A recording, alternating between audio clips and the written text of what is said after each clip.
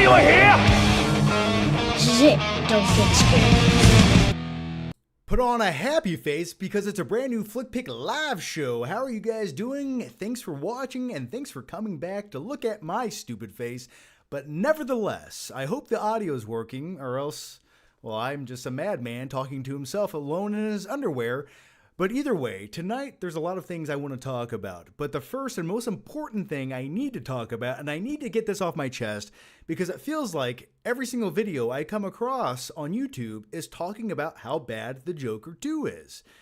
And I have some things to say. A couple things to say. But the first thing I want to know is the audio sound okay? Does it sound great? Do I sound like Morgan Freeman? Okay, I might not sound like Morgan Freeman, but can you hear what I'm saying? Either way, but the first thing I want to talk about is Joker 2. Now, I put out a first reaction to this movie immediately coming out of the theater, and truth be told, yes, I did get a tan. I will explain in just 1 minute. Call me Johnny Greco from this point on, okay? I'm more tan than Leonardo DiCaprio in Wolf of Wall Street, okay? But I'm getting married Saturday. So you can't get pale when you say I do. Absolutely not. So I got a tan. My fiance got a tan. And we want to be bronze gods up on the altar. Okay? So, and it will fade off. I just got this shit like 7 hours ago. So, yes, I am a bronze god today. Thank you for noticing. It does feel good. There's nothing a little tanner won't do. Okay. But actually, you know what? A tan will never fix, and that is the desecration of cinema known as Joker 2. Everyone hates this movie. If we could put this movie in the streets, we would tar and feather it, and then we would dump stones on it until its skull crushed into fine powder. And then you know what we would do with that powder? We'd sprinkle it in our coffee like creamer, and we'd sip on it and talk about how bad Joker 2 was. That's what we would do with that abomination against humanity. And just talking about it, I should be punished. But first, let's back up for a second. I don't necessarily completely feel that way. Just hear me out for a second, okay? Let me explain myself. And we're going to dive into the Rotten Tomatoes scores in just 1 second. I gave Joker what I would consider a negative grade. I gave Joker a C. A C grade. Anything below a C plus and below is, I don't consider it the worst movie ever, but it's getting there. I just consider that a negative grade. I don't recommend a movie under a C plus, and I gave Joker a C. And a lot of people act like this is the biggest turd to hit cinemas ever. And let's back up for a second. That movie would be called Morbius. And then the other movie would be called Madame Web. But when it comes to Joker, some of the performances in the film from Joaquin Phoenix, some of the visuals, the production value, and the fact that that was shot on digital and it has a heartbeat and a pulse to it and it looks great. There are things in that film that I think outshine a lot of other comic book movies that people like. For example, and maybe on the internet, you will get canceled for saying you sort of like Joker 2. I'm not kidding you. That's the society we live in now. It's terrifying, but I kind of like it. It's a little bit exciting as well. But I would dare to say I enjoyed Joker 2 more than I enjoyed Venom 1. Just for the even if you hated the story, even if you're like me and you hated the musical aspect of it, it was every time one of the musical scenes came on, it felt like someone was punching you in the face, okay? And you had to take it, but you're just hoping it stops so we can get back to the good times and be friends again. But there are glimmers of hope throughout Joker. And I will say this. One day when that movie comes out, if someone were to make a fan edit and remove all the musical aspects of the movie, cut the ending and make it a bit ambiguous, then I think it wouldn't be a great movie, but I think a majority of people would at least accept it as a sequel that is definitely a step down from its predecessor, but I don't think it would be being panned like it is on the internet. But it definitely is a mess of a movie. But damn it has some great performances throughout it. And you know what else I want to say about it? Real quick, I'll just shut up and dive into the Rotten Tomatoes scores. But anyway, let's check out what people, audiences, and critics are giving The Joker 2 on Rotten Tomatoes. Okay, so critics are giving it a 33%, and I am one of those fine, outstanding Rotten Tomatoes certified critics. Yes, I am. And we'll talk about my quote in just one second because I want to be slightly narcissistic. And then audiences are giving it a 31%. So I think people are in agreement. This is definitely not the sequel we wanted. And I have a few conspiracy theories on that. One, money talks. So if your movie makes $1 billion, absolutely, yes, it's getting a sequel. But secondly, I think the creative minds behind this film, and I'm talking to you, Todd Phillips, because he does in fact watch every single one of my live shows, and we are currently working on a script for the new Hangover movie, and it will have ladyboys in it. Yes, it will. Because hey, if you're gonna ruin every sequel you create, Todd Phillips, let's not stop now. But what I want to say about this is it felt like Warner Brothers intentionally went out of their way to sort of dismantle and destroy the character of the Joker by the end of Joker 2. And you can take it as some kind of artsy-fartsy ending. Maybe it means there's a new incarnation. And by the way, has everyone seen Joker 2 by this point? And I haven't even spoiled anything, nor do I even need to spoil anything. I'll just talk in generalities and tell you how bad the movie is and how disappointing it is. But I'll also play devil's advocate and stick up for it just a little bit. I feel like Warner Brothers went out of their way to intentionally destroy the character Joker in that universe. That way, when we get the new Batman, Brave and the Bold, or what have you, in Matt Reeves' incarnation of the Batman, there's room to play with the character of the Joker and not confuse general audiences. And and the other theory was that maybe they're capitalizing on the character of the Joker and giving another Joker some more backstory in the sense that anyone can be Joker.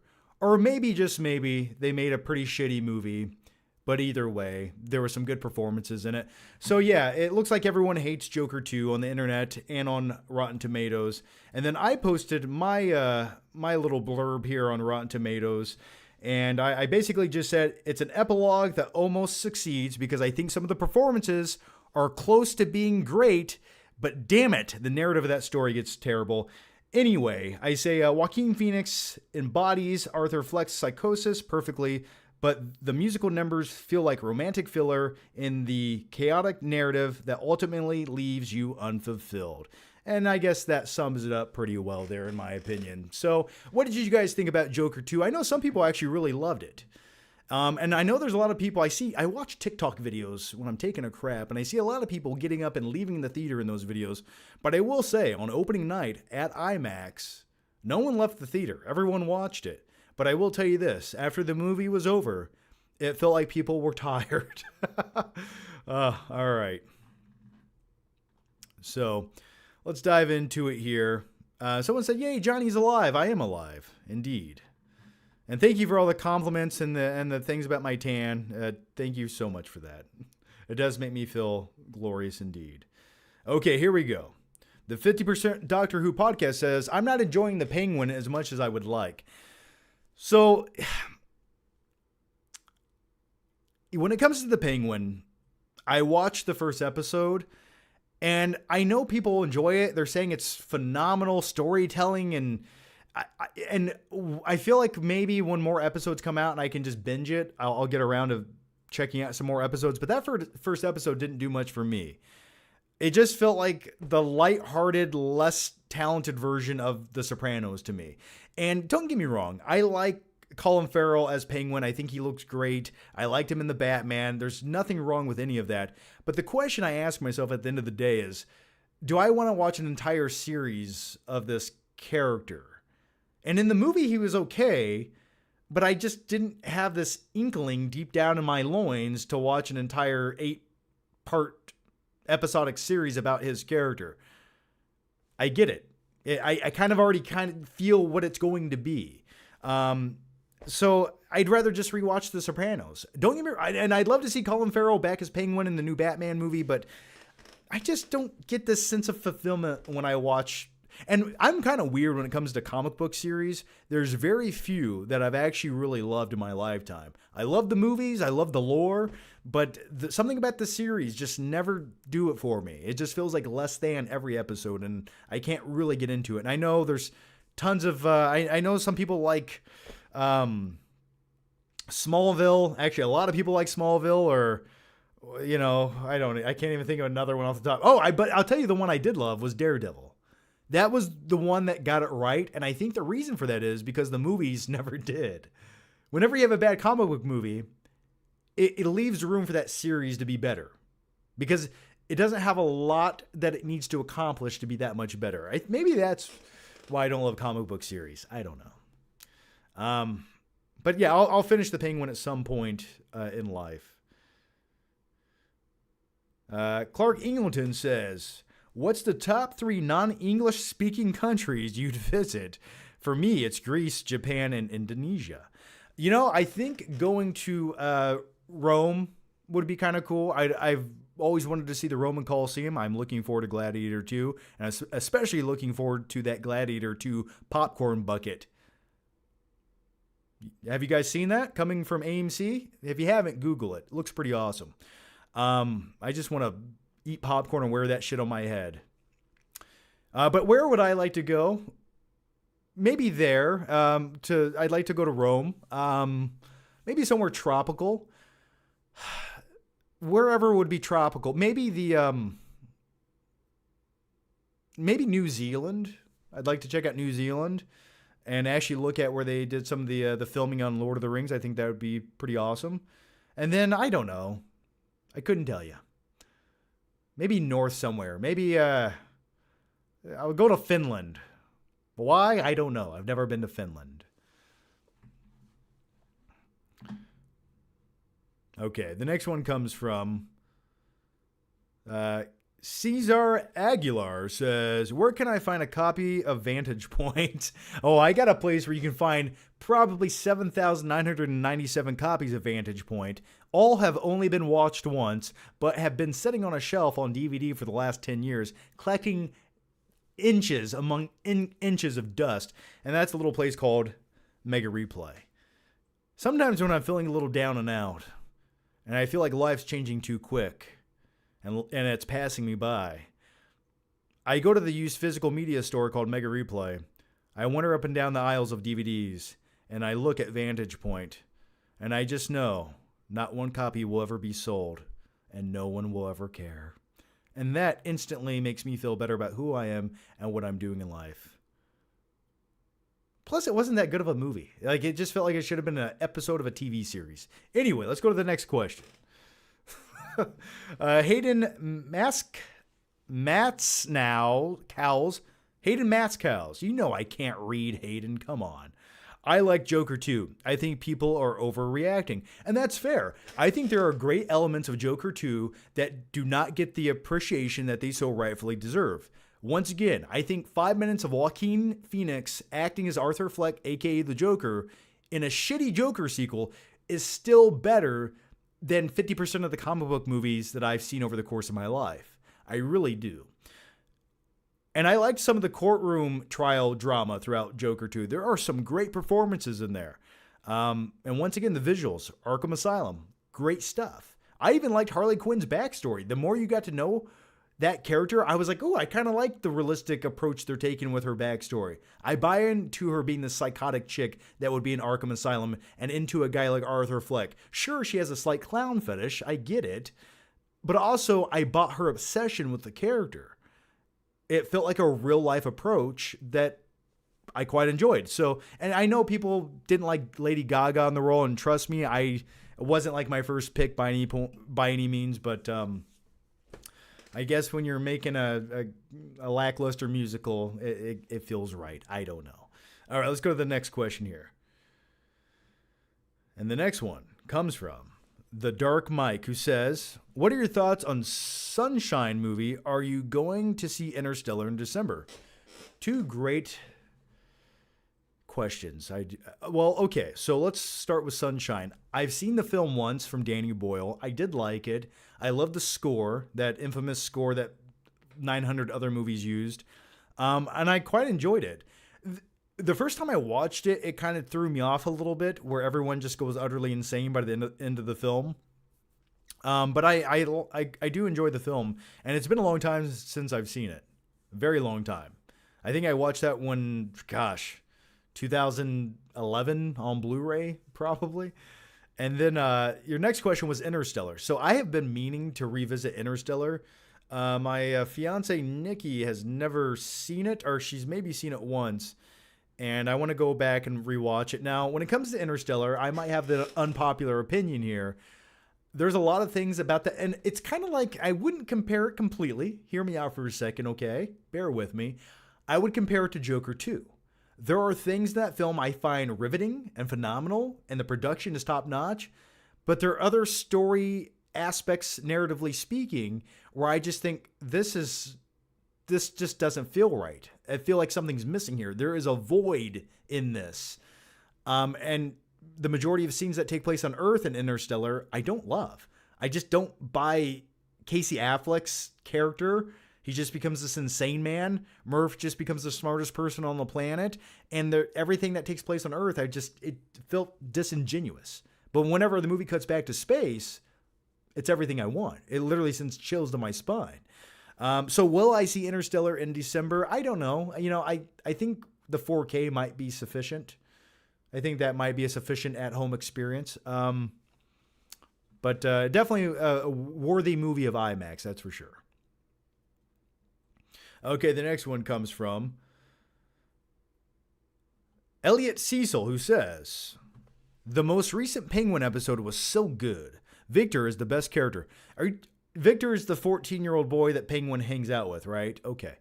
Hey, I get it.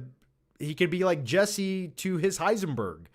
I saw him in the one episode, and just the way it was shot with the car running into the guy, I don't know. Something about it didn't feel right to me, but I'll check it out. Is Victor a good character? Does everyone concur with this? Is he riveting? Is he charismatic? All right. Anthony, 1998 says, hey, John, out of Captain America 4, Fantastic Four, and the Thunderbolts, which one are you looking forward to the most next year? Also, congrats on getting married. Well, thanks for that, man. Yeah, thanks. It's scary. I never thought I would do this.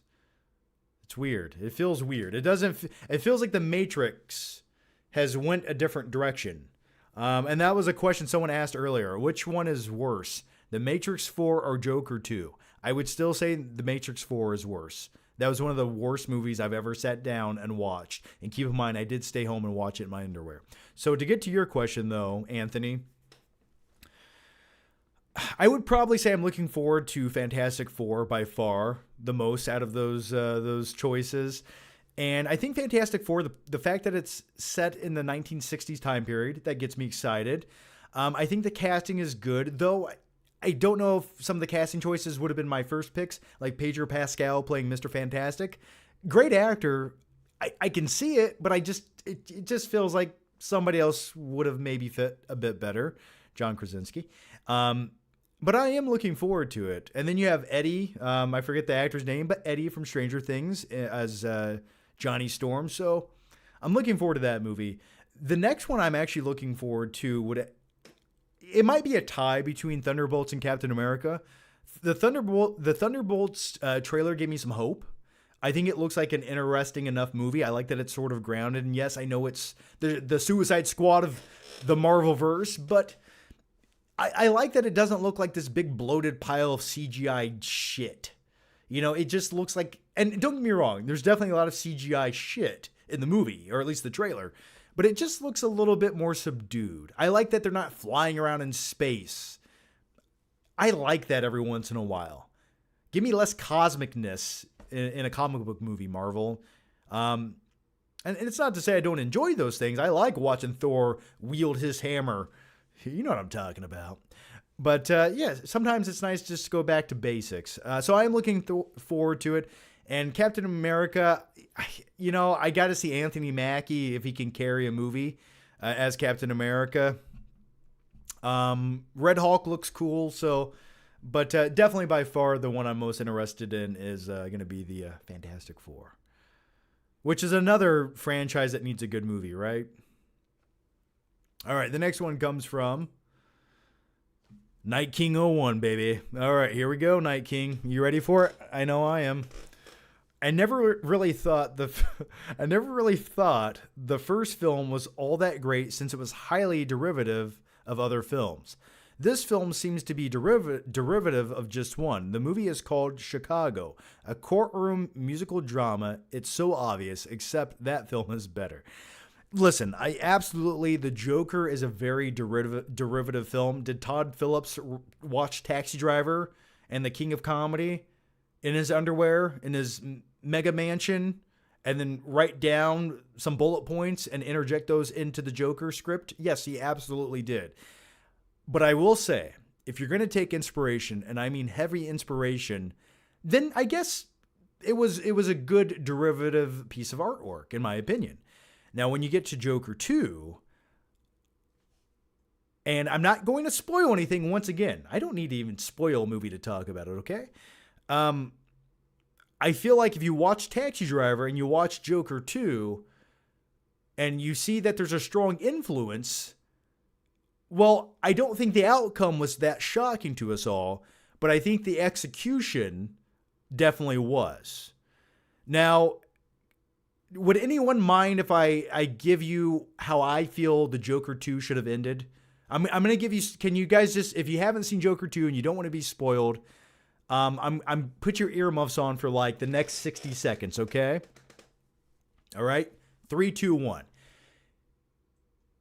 What I would have liked to have seen from Joker 2 and the way that it ended was during the courtroom, they make it a big plot point that if Arthur Fleck loses this trial, he's going to get the death sentence.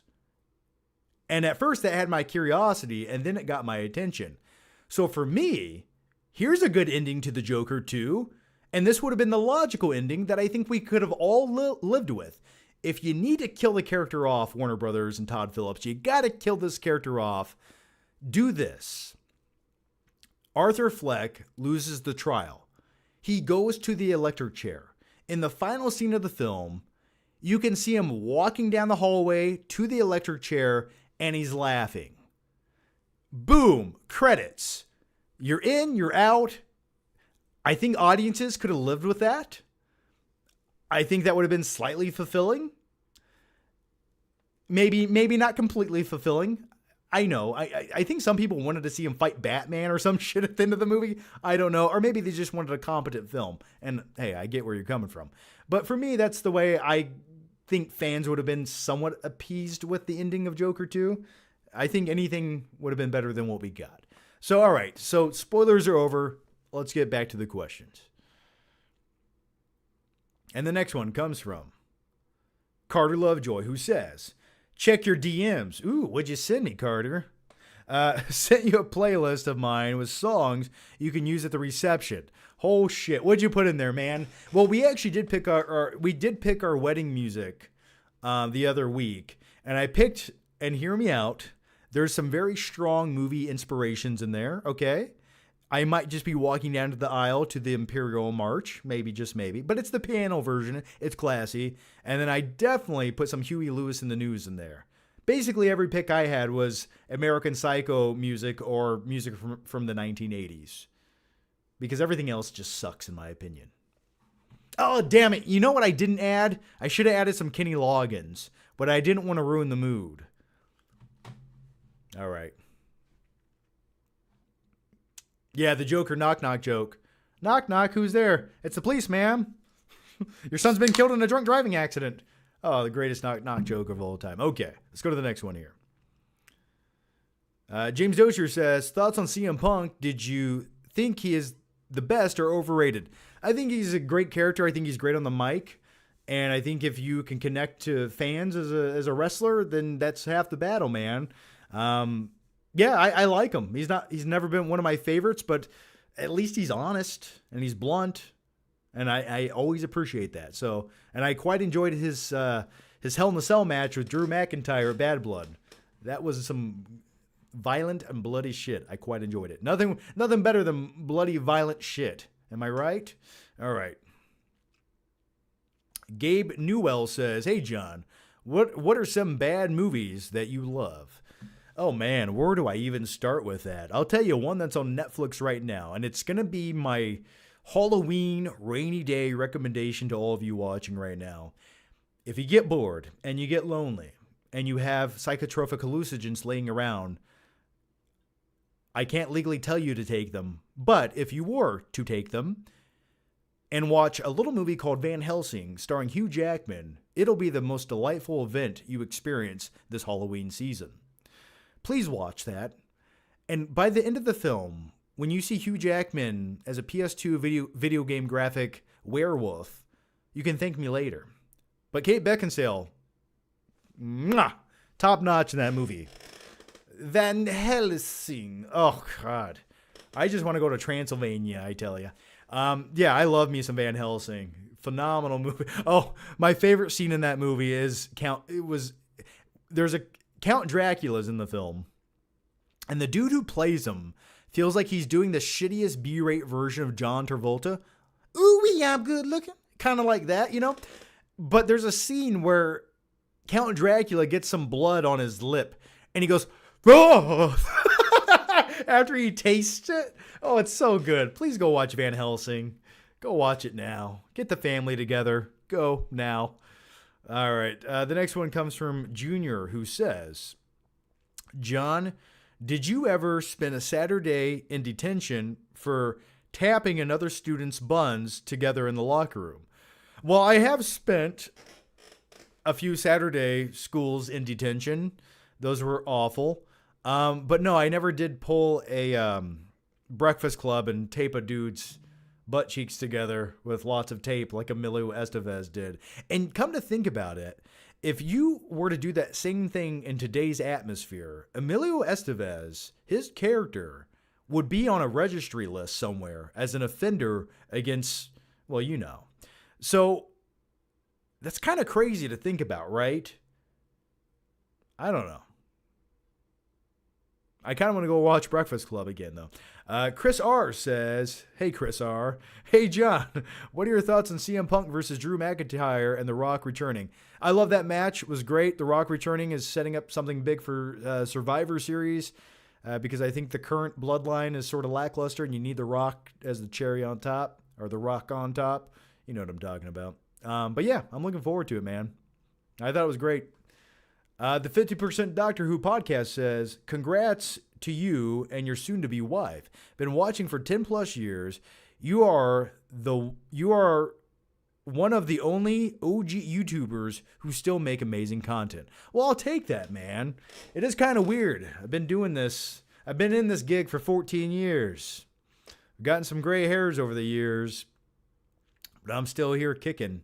And yeah, it's crazy to me that some of you have been watching for 10 plus years or 14 years. If you've genuinely been watching my videos since 2010, you need to leave a comment right now. I need to see, and be honest. If you lie, I'll know. But give me your honest answers. If you've been watching since 2010 or any time period around then, 2012, 13, whatever, please let me know down below. Let me know that you're still here. It makes me feel safe and warm inside. You guys are my cocoon of happiness. Never leave me. Big Don says, "I needed a live stream today." Yeah, you know what, man? Not only did you need a live stream, I needed a live stream today too. Just whenever I'm getting a little anxiety driven, a little stressed out, when life is swirling around a little too quick, these live streams even me out. It lets me know that there are people out there that are loving and caring and as beautiful as all of you. If you guys were here right now, I'd lay you on my bed and get out some P. Diddy baby oil and we would have the party of the year. Okay? All right. Don't cancel me, please. We just hang out. We'd wrestle. That's it. We just wrestle around. It's what we do. It's what friends do. All right, what's the... so we got some people in here. Jake Hamilton says 2013. Landon Lee says 2015. Damn, man. The years are flying by. Christian says 2011, man. Ollie 2012. Stranger's Rage 2013. It's been a long ride. Don't go anywhere. Well, thank you guys for that. James Doshier has been here since 2012. I love you, James. All right. Let's go to the next question here before it gets too weird. Eric says, John, did you like Harvey Dent Joker? I mean, he was in the movie for 14 seconds. He said a few lines. I thought he was okay. Would I have liked if they did more with his character and made him maybe more of a secondary character who added more to the story? That would have been cool too. It would have been better than the musical sequences. The next one comes from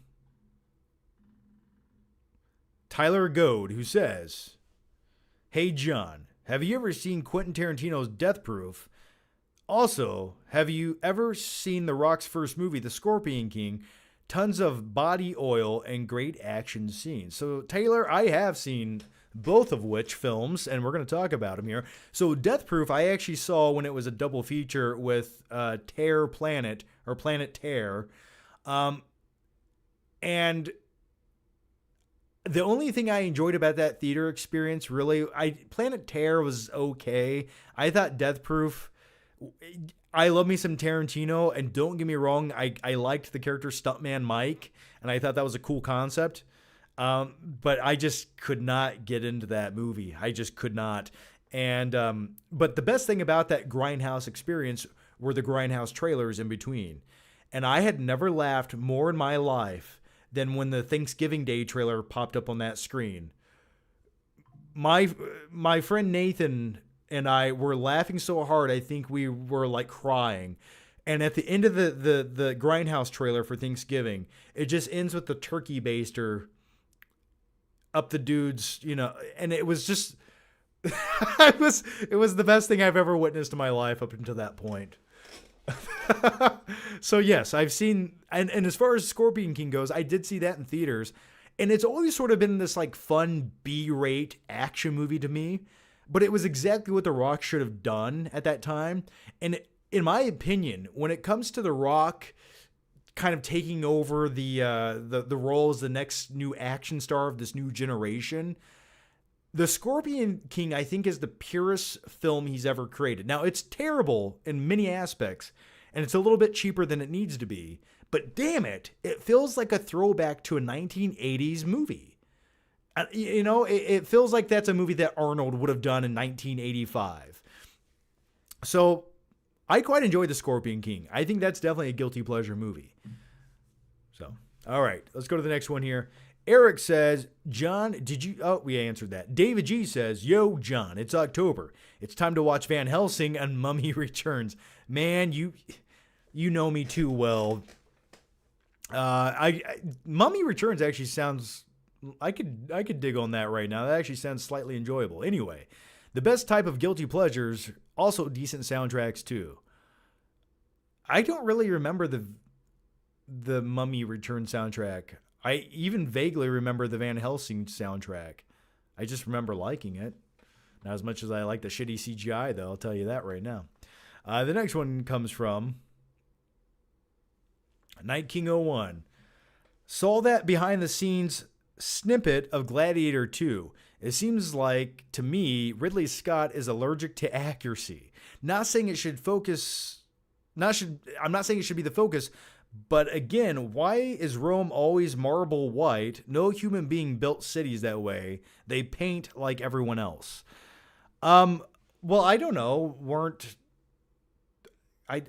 What was white? I didn't watch the behind the scenes clip. I would imagine everything that, I'm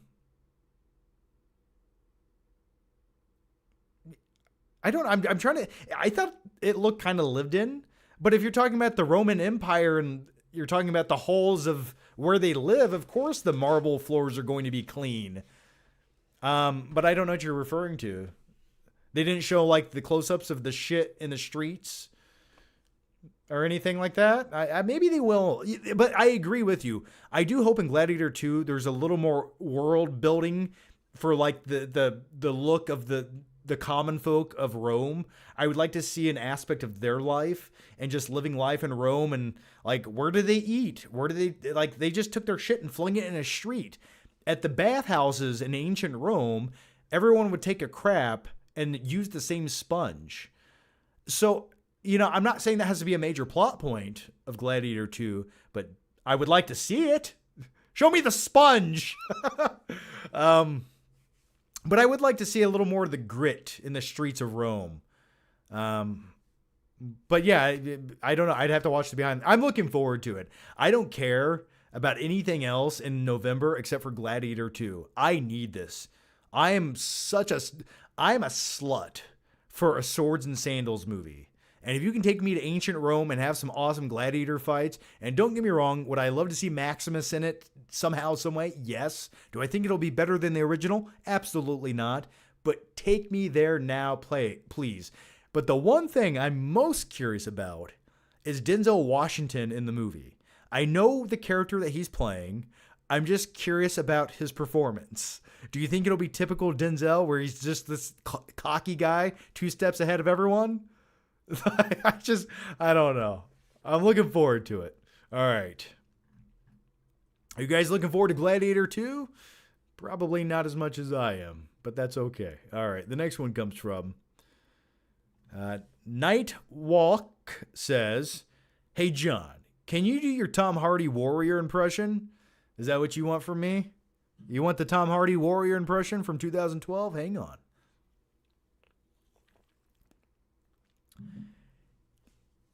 Nah. You weren't there. You weren't there when my mother was on her hands and knees in the house without heat. Nah, you were out somewhere getting drunk. So why don't you take your war stories down to the VFW? Because maybe they'll give a damn." And then, cut to Tommy's father, played by Nick Nolte. "Well, it's a real nice thing we did for that boy in that tank, Tommy." And scene. Okay, let's go to the next question. James Nichols says, "Watched Full Metal Jacket last night. Forgot how damn good that movie is. Just watched your Blu-ray review from 2012. That skit at the beginning." Smiley face emojis. Fun story, and I swear we live in a matrix, because I had not watched that video in probably 7 years, and I had never showed my fiance that video, which, by the way, if you want to watch it at some point on YouTube, type in Full Metal Jacket Blu-ray review flick pick. But my 2 little brothers are in that video because I still lived at home at the time. And they have a cameo, and I play a drill sergeant, and maybe I choke one of my younger brothers. But anyway, it's a good skit. And I watched that just 2 weeks ago, and I thought it was the most fucking outrageous thing I've ever done. I couldn't believe I made that. But I'm glad it exists on the internet. All right. The next one comes from... But yeah, man, good movie. I like the first act the most, though. Once they get to Vietnam, I'm like, I don't love it as much as I want to. Okay. Dustin Rich says, "Why don't you have a P.O. box, John? How else am I going to send you jars of my semen?" Yeah, that's exactly why I'm a little hesitant on having a P.O. box, you scummy piece of shit, you. I'm just kidding. It's not that I don't want a P.O. box. The problem is, in the past, it was awesome receiving letters and like gifts and weird kooky shit from you guys in the mail. And some of you were very generous with sending cool, awesome stuff. And some of you sent very heartfelt stuff. And some of you went out of your way to get, like, it did mean a lot. And the thing is, though, to do that, you have all this stuff. You have all these boxes and all this paper. And then you got to, like, get rid of it. And I'm getting to a point in my life where this is pretty much my room of clutter movie nerd shit. And it's almost busting at the seams as it is. So I don't know if I have a lot of room or space to receive more stuff. So that's my hesitation with opening a P.O. box. And plus, what if you guys send me, like, I don't know, a Ziploc bag of your pubic hairs? What am I going to do with that? So that's my hesitation on a P.O. box, man. Don't say never, because I did quite enjoy making the unboxing videos. Those are always a blast. All right. If you guys think I should have a P.O. box, let me know in the comments. The White Skull says the Red Ones comes out on his birthday. Yeah, to me that looks like a Netflix Christmas movie. I feel like that's going to bomb really hard. The next one comes from Who Goes There, who says, I get what you mean when you said you were into backyard work. After I cut my grass, I stare at my yard for 20 minutes and will even remove a single leaf if I see it. Listen, let me tell you something about me, and I respect that more than you will ever know. We're having a dinner in our backyard in a few days, and I shared a picture on Twitter and Instagram. By the way, you should follow me on Instagram if you want, but follow me there. You know, I like posting stuff there. Much better than TikTok. It feels so much more clean and normal on Instagram. But anyway, I posted a picture of this cool screen I bought off Amazon for this dinner we're having for family before the wedding. And it's this 20-foot inflatable screen, and I have a projector already. And watching movies at night beside the bonfire out, oh man, it was one of the most magical experiences ever. But anyway, there's a picture of that, and that's what I'm going to do tomorrow. So the point of this story is I spent the entire day yesterday mowing my yard, edging it, cleaning up every little nuance, putting some fresh mulch down, reorganizing the rocks in my front yard, trimming it, retrimming it, and then going around and just literally adjusting the chairs on my patio by 1/4 of an inch so they were just right. So I understand the dilemma that you go in, man. So welcome to the club. It only gets worse from here. Okay, let's go to the next one here. But I'll tell you this, man. I never enjoy listening to a podcast more than when I'm on my riding lawnmower.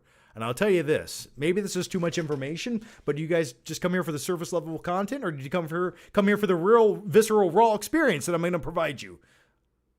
But what I enjoy more in life, more than anything, is I enjoy listening to a quality podcast on my riding lawnmower as the seat vibrates just right. And get your mind out of the gutter. It's not in that sort of pleasure. It just soothes my core. It just feels right. It like evens me out. It's like with every vibration, that stress just dissipates out of my pores as the lawn clippings fly through the air. And that truly is a magical, mystical experience. And then I put the weed eater down. Oh, God. All right. Let's go to the next question. I'm getting worked up. Billy M says, John, is your monthly health insurance high? It was, man. And the one benefit, if you are self-employed, you can get to the government health plan insurance, which is not too bad. I know we're talking about adult stuff and not movies all of a sudden, but I recommend doing that if you're self-employed. And you can get creative on there. So it wasn't too bad. Toro McJohnson says, John, finally settling down. I thought I'd never see the day. Congrats. Also, Joker 2 is just mid. Probably will have a following later. Not the worst thing ever. Well, thanks for that. And yeah, Joker 2, I don't think anyone's going to talk about it in another year, but it absolutely is not the worst comic book movie ever made. Like I said, I gave it a C grade. And that's because I think it's such a mixed bag. I think they completely destroy half the movie, and I think the other half kind of gets it right, in all fairness. And that also brings me to another point, and maybe I've made the same point multiple times on the internet, and I'm probably not the first person to ever say it, but I know I've kind of said it in the past. But the Joker 2 is a prime example of this. On the internet, subtleties and nuance are slowly dying, and everyone lives in a white or black zone. There is no gray in the middle. You can't just like things about a movie. You have to like it or you have to hate it. Because I feel like the majority of people, for some reason, can't hear anything else besides I liked it or I hated it. And when it comes to film and it comes to art, there's a lot of wiggle room in the middle of nuance. And I just don't like that that's slowly dying, because when it completely dies out and studios take notice of it and they want to truly capitalize on the market, that they're catering to and make as much money as they can, then they dumb movies down. And they remove that nuance and they go, bad guy, good guy, fight. And I don't know if that's what people want to see. I hope not. But yeah, it's weird on the internet. If you say you kind of like the Joker, you're like the seed of Satan himself. It's weird to me. That's terrifying. It's just a comic book movie. It's baffling to me. But then again, if you can't be hyperbolic on the internet, where else can you be hyperbolic? And rage bait sells. I get it. But the movie's bombing. Does it deserve so? Maybe. I think it's about sending a message. All right, the next one comes from Skylar Wheelock, who says, name a villain that you rooted for because the main hero sucks. Well, oddly enough, and I wouldn't go so far as to say it's because the main hero sucks. I've always rooted for the character, three characters. And they all sort of share commonalities, and maybe that says a lot about me as a person. But Patrick Bateman, I've always sort of rooted for his character in a weird way. I know that's bizarre. I know. But Hannibal Lecter has always been another one. I've always enjoyed his character. But the thing I like about his character is he does have some rules. You know, he only eats rude people or people that he doesn't like or completely respect or for other various reasons. But I liked that about Hannibal Lecter. And I just watched Red Dragon again last night. Oh, I love it. Fine then, give me the files. I'll need an hour. Great movie. 5'5", blonde hair, blue eyes. Last time I spoke to him, he was living in the Philadelphia area, though he could have been lying. But with all that said, the other character I like is Louis Bloom from Nightcrawler. So there are many of villains I like in movies. I'm sure there's probably another one or two I quite enjoy. I'm trying to think of a movie where the hero was so lame and boring you just wanted to see the bad guy win. And I'm sure that exists. Off the top of my head, I don't know. I know Beetlejuice is kind of an anti-hero, but, you know, I always wanted to see him win. Yeah, that's a great question for you guys. I think that'll be a great group chat question. And let me know. What is a movie that has a lame villain or what is a movie that has a lame hero and you want to see the villain win? Let me know.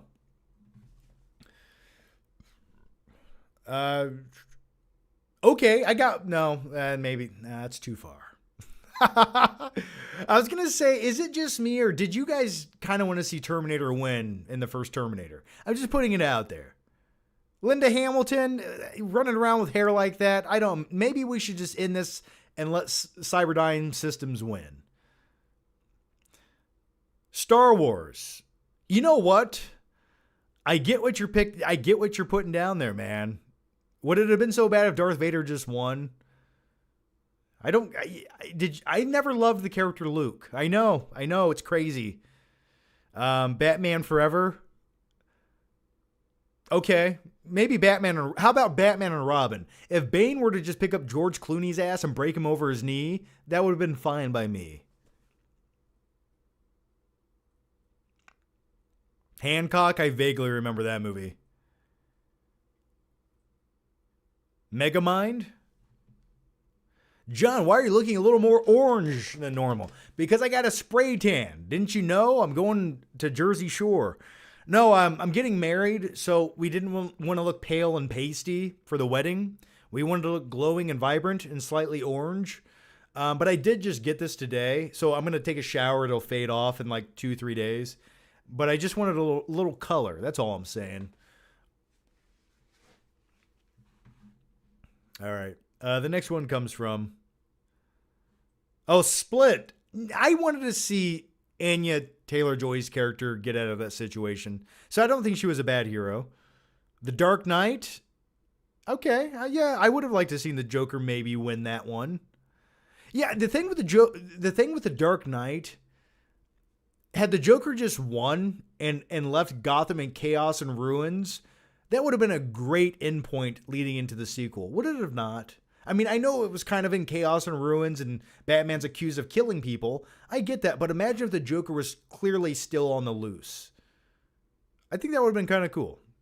But would we have gotten a payoff later? Well, no, that would have sucked. So maybe they made the right call. But also, can I talk about The Dark Knight just for 1 second? Because it's been a minute. That used to be my entire life. I do want to say this, and I've always had the theory, and no one's confirmed this, and it's just a theory in my head, but don't tell me I'm wrong if I am. I truly feel like, with the outcome of what happened to Heath Ledger, they went back into The Dark Knight before the film came out and tweaked it and re-edited the ending to that film. I feel like they tweaked that movie's ending somehow, some way to coincide with Heath Ledger's death.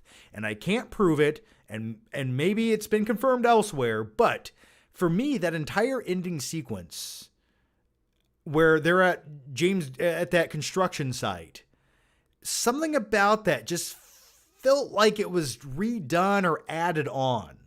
It almost felt like it was reshot and added into the movie to some degree.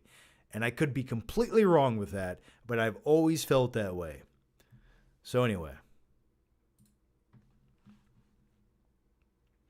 All right. You think I'm looking good? I look like Brad Pitt in Troy. You sack of wine. All right. Let's go to the next question here. All right. Sorry, trying to catch up here. Night King 01 says, John, I have a suggestion for some nice tracks. The Dark Knight Returns soundtrack is amazing, particularly the track called Harvey Part 1, 6 minutes of pulse-pounding badassery. So if you're scrolling through Spotify, click that shit. I listened to The Dark Knight. Oh, The Dark Knight Returns. I have listened to that soundtrack. I liked the, I don't know if it's the main theme, but maybe it is. I quite enjoyed that main theme to that film, and I used to have it on my playlist when I went to the gym. Okay, the next one comes from... All right. Patrick Pandy says, rewatch Seven after years. What a classic. Seven's phenomenal, man. He made me. Yeah, I love that scene. I won't even do my shitty Brad Pitt impression, and I won't even do my shitty Morgan Freeman impression, but I will just say Seven's a phenomenal movie. I haven't watched it in a couple years. I could definitely go back and revisit that. Johnny Carr says, hey, John, it's been a while. Do you think it was a big missed opportunity for the Joker movies to connect with Matt Reeves' Batman movies? I personally do. Congrats on the engagement, by the way. Well, thanks for that, man. Did you mean to not connect them? Or to connect them? Yeah, no, I'm glad they did not connect them. But in a way, they left it ambiguous with the whole symbolism that anyone can be Joker. So in that sense, it's kind of like, well, that could have been a thing that motivated any Joker going forward. And to that degree, it's like, okay, but why'd you have to end it the way you did? Like if that lore was the thing that lived on with Joker, then okay, I can live with that. But just the way they did it made you not care about that. Oh, God. Ugh. Yeah, so anyway. Will you live stream your wedding? I don't think I'll have time to talk about Gladiator 2 during my wedding, unfortunately. But I will live stream afterwards. All right, the next one comes from Who Goes There, who says, you try to get Igor, you get... Oh, shit, I'm sorry. I thought I was having a aneurysm when I read that. You tried to get Igor get you. Makes me laugh every time. Yeah, one of the many great phenomenal quotes from a little film called Van Helsing, which, by the way, if you didn't hear me earlier, profess my love to Van Helsing. It's on Netflix. Go watch it. Don't say I never gave you a good movie recommendation, because I haven't if I make you watch Van Helsing, but you should watch it. I might go watch that tonight. I need a good movie to take my mind off things. Maybe I'll watch Van Helsing. James Dozier says, do you think Silence of the Lambs is a great movie to watch at Halloween? I'm thinking of watching it this Halloween. I don't think it's what I would consider like a Halloween movie. To me, Silence of the Lambs is just the perfect dark thriller movie. But I definitely think it's appropriate to watch it near Halloween. Absolutely. I think it's dark and thrilling, but I just don't consider it like a Halloween movie. But if you've never seen it, oh yeah, man, now's the time. It puts lotion in the basket. It puts lotion in the basket. All right, the next one comes from Buffalo Bill. Just kidding. Dan Dave says, watch Terrifier 3, A Better Clown, coming this week. Well, I have a review of Terrifier 3. It's over on the Flickpick channel. I saw the movie 2 weeks ago, man. Go check it out. But if you want my quick thoughts on Terrifier 3, I had not seen Terrifier 1 or 2 going into Terrifier 3. Now, keep in mind, I know, but I did some research. I watched some clips. I spoke to some fans of the movies, and they gave me everything I needed to know, and it wasn't that convoluted or that complex to know that there's a killer clown who murders people in a brutal fashion. That's all I needed to really know. But Terrifier 3 was definitely an experience. I didn't hate watching it, but I never have the urge to watch it again. But if Terrifier 4 came out, would I watch it? Yeah, I'd watch it. But is it going to be one of my anticipated horror films? No. But it is pretty gruesome. But I just feel like at some points it just tries too hard. And I get what they're going for. It's an exploitive horror grindhouse film, but it's like you almost become numb to what they're doing after a certain point. And I won't spoil anything with Terrifier 3. I will just say this. There's a scene with a glass shard, and it gets pretty intense. If you've seen the movie, maybe you know what I'm talking about. All right. The next one comes from Claudia Rogajan, who says, hey, John, I was recently thinking about Michael Mann's filmography. Well, hey, I think about weird stuff too. Anyway, and I just wanted to know your opinion on one of his lesser talked about films, Public Enemies. Not a great film, but I still overall enjoyed it. What are your thoughts on it? Well, Claudio, I'm going to give you some thoughts on Public Enemies. And the first thing I need to tell you is I hated watching it in the theater when I did. And keep in mind, at this point, I was into Michael Mann. I liked me some Michael Mann movies. I liked Collateral. I loved me some Heat. And Michael Mann can direct the shit out of a movie. And I was looking forward to Public Enemies because it's a time period crime movie. Johnny Depp, what's not to like? Well, pretty much everything about the film. It just felt like this mess. And I know Michael Mann's all about shooting films in digital, but something about the look of Public Enemies just did not work for me. And keep in mind, I have not seen the film since it came out in theaters. I just remember being really underwhelmed with it. Maybe I would like it a little bit more with new eyes, or maybe I'd hate it more. I don't know. Do you guys like Public Enemies? I just remember not liking that film, and I thought I would going into it. So those are my thoughts. Dustin Rich says, you should watch The Neon Demon with your fiance before getting married. John, if she likes it, you know you found a keeper. Yeah, maybe we should. Maybe, I don't know. I'll recommend it. We've just been watching Breaking Bad. Oh, and we did finish Monsters Season 2, the Eric and Lyle Menendez story, which I quite enjoyed. I want to say I liked it more than Dahmer. I really did. I think there was just more to it. I think their story was more fascinating than just some creep who liked to torture animals. And there goes the monetization on the video. But thanks for that. And maybe we will. We did watch Saw the other night in the backyard. Toro McJohnson says, you and your fiance should watch Eraserhead. You know, I've never seen Eraserhead. So, at one point, one day.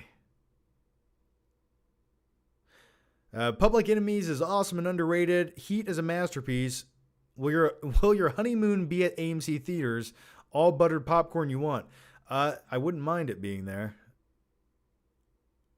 Watch Public Enemies again, John. Own Public Enemies on DVD. Underrated movie. I like Public Enemies. I thought it was real good. Well, fine. I'll go back and revisit it. All right. Do you think in 10 years, people are going to look back on Joker 2 with this newfound love and passion, like kids nowadays look back on the the prequel movies of Star Wars and go, yeah, it's great. It's a masterpiece. It's a perfect character study. You guys just didn't understand it. And by that point, for some odd reason, musicals take on a whole new life. You know, in 10 years, will people finally look back on Joker 2 and really appreciate it for something that we couldn't see today? That begs the question. I don't know. All right, let's go to the next question here. Speaking of Joker, Martin Romano says, do you think in retrospective that Joker 1 now is pointless? I don't agree with those statements. I think a great film that is the predecessor to a sequel, and even if that sequel is terrible and tries to undo the events of the first film, well, guess what? That first film still exists. And if you liked it once, you can like it again. Just erase that shitty sequel from your mind, and it's all good to go, man. So I think a great film is still a great film, even if a sequel tries to ruin it. I think if you can't decipher that difference or cut one off and let the other one live, I think that's very selfish. And I don't think you deserve good cinema in that situation. No, I still think the Joker one's great. For me, it's a fun ride. Here's the thing, and I don't want to reiterate this a million times to all 313 of you beautiful people watching, but when I watched the first Joker film, going into the events of the sequel, I didn't expect Joker to be running around Gotham City blowing things up, causing all this chaos and anarchy. I thought maybe we would get a little bit of that, but I really did want to see the consequences of this psychotic guy's life unfold. And I knew with a guy like Arthur Fleck, I kind of assumed the direction it was going to go. Did I know how it was exactly going to get there? No, but I didn't expect any happy endings for the Joker. No pun intended. So the outcome to me with the Joker sequel is sort of like the outcome I thought it would be, but the journey to get there was a truly atrocious mess of a narrative, absolutely. And we had to sing and dance every once in a while. But the outcome, just if you just think that's where it's going, it kind of makes logical sense, doesn't it? Or at least for me it did. But yeah, like I said, I get the hate. All right. The next one comes from Landon Lee, who says, are you looking forward to Sinners by Ryan Coogler? Sinners by Ryan Coogler? What is Sinners? That sounds really familiar. Sinners movie. Trying to leave their troubled lives behind, twin brothers return to their hometown to start again, only to discover that an even greater evil is waiting to welcome them back. Did I know about this? This looks vaguely... Maybe I saw the trailer of this. Looks cool. Okay, Michael B. Jordan. Okay, I'm in. Yeah, I think I did see the trailer of that. Or is there even I don't know. I feel like I saw a trailer of that some time ago. Or maybe I'm imagining it. I don't know. Looks okay. All right, the next one comes from Sign Flowers says, we need the open house 2 to get into filming so we can get another commentary. Oh man, the open house commentary. Yeah. I forgot that movie existed. I would like to do more commentary tracks, and I think what I want to do is I can make these like a member perk or something, and then do another one. I don't know. Releasing commentary tracks on YouTube, just like releasing a 2-hour commentary track is like, I don't know. Only so many people are going to watch that. But I would like to share that with YouTube members and Patreon supporters to actually post some more shit on both of those things. So yeah, maybe we can do some commentary tracks, and I'll let you guys vote on one. If I could have a guest, that might be even better. I'll see what I can do. Sometimes when I'm watching movies, though, I just like start watching the movie. I just don't want to talk. That's why I watch movies, so I don't have to talk. The next one comes from Jay Sonic, who says, hey, John, I kind of followed you until 2020. Good to see you're good, man. Well, thanks for that. So you gave up on me for 4 years? Hey, I don't blame you, man. COVID changed us. Things change. I get it. But thanks for coming back, man. This is the new Renaissance heir of the flick pick, okay? What exactly is different? I don't know. I'm going to leave that up to you guys. But I'm looking forward to it, man. But thanks for coming back. Batsum says, John, do you support your trans fans? We love you. I support all my fans. I was going to say something really funny there, but maybe I shouldn't. But yes, I support all my fans. Abso-fucking-lutely. Now, I want to talk about baby oil. No, I can't. Okay. Not this comment. Okay. Someone had a P. Diddy comment in there. I can't get to that one. That one might be too much for YouTube. All right. The next one comes from Ethan Brooks, who says, longtime viewer of the channel. I started watching you when I was 11. Now I'm 23. I'm married and I'm in the Marine Corps. Keep up the great work. Well, thanks for that, man. Hoorah. Well, thanks for that, man. Thanks, Ethan. 11 years, man. Time's flying. At some point, I'll tell you something. I sort of had a health scare. Actually, I could tell you guys now. You know, how deep do you want to get? Do you want to keep talking about Joker 2 and P. Diddy baby oil, or do you want to talk about something deep? Deep? Okay. So a few weeks ago, I went to the dermatologist and I had a couple moles that looked kind of weird. And I got them checked out and I got a biopsy done. And they said they were like precursors to, basically skin cancer. Melanoma. That's the term I'm looking for. And so I'm going to have them surgically removed in like a month. But it's just weird. Just the most insignificant little thing in life. A little dot on your leg could potentially kill you.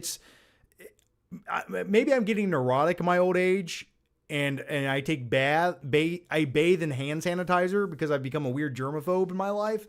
But it's just weird getting old. It's just 10 years ago I was invincible. Now, oh God, if I were to bruise my pinky finger, that would ruin my entire life. No way.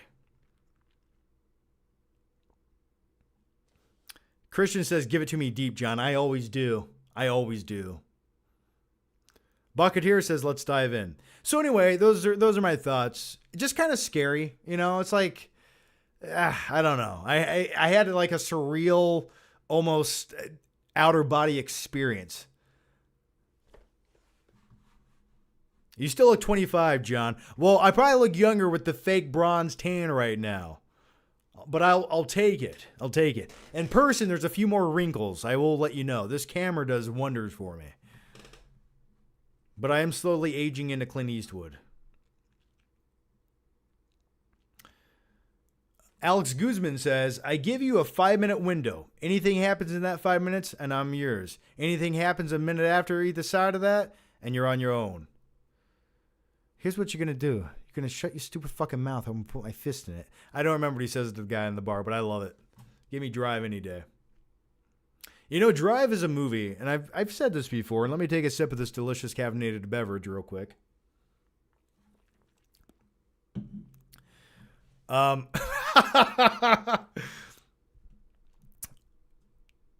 first time I saw Drive, I didn't love it.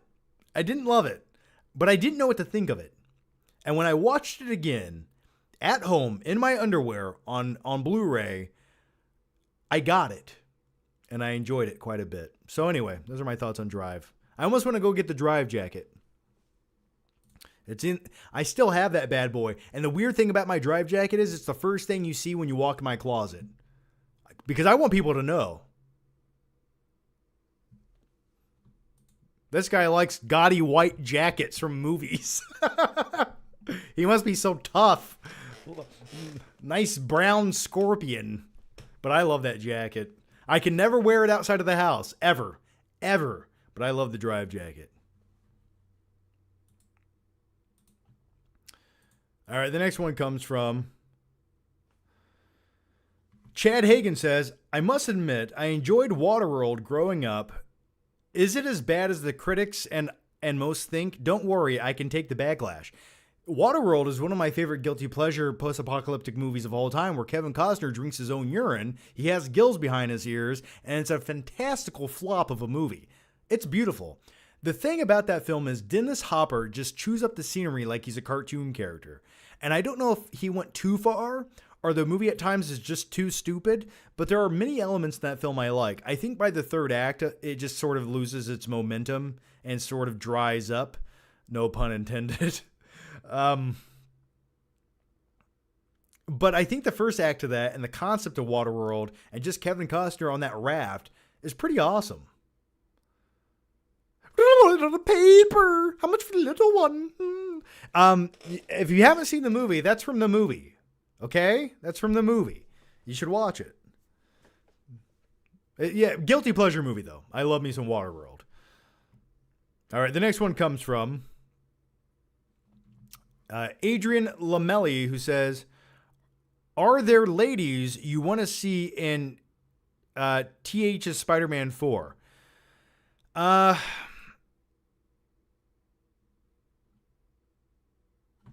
Well, I was looking for after what I forget what it's called. Stuck in the Spider-Verse, Across the Spider-Verse. 3 Spider-Men are in this movie. I don't know. Across the Spider-Verse, right?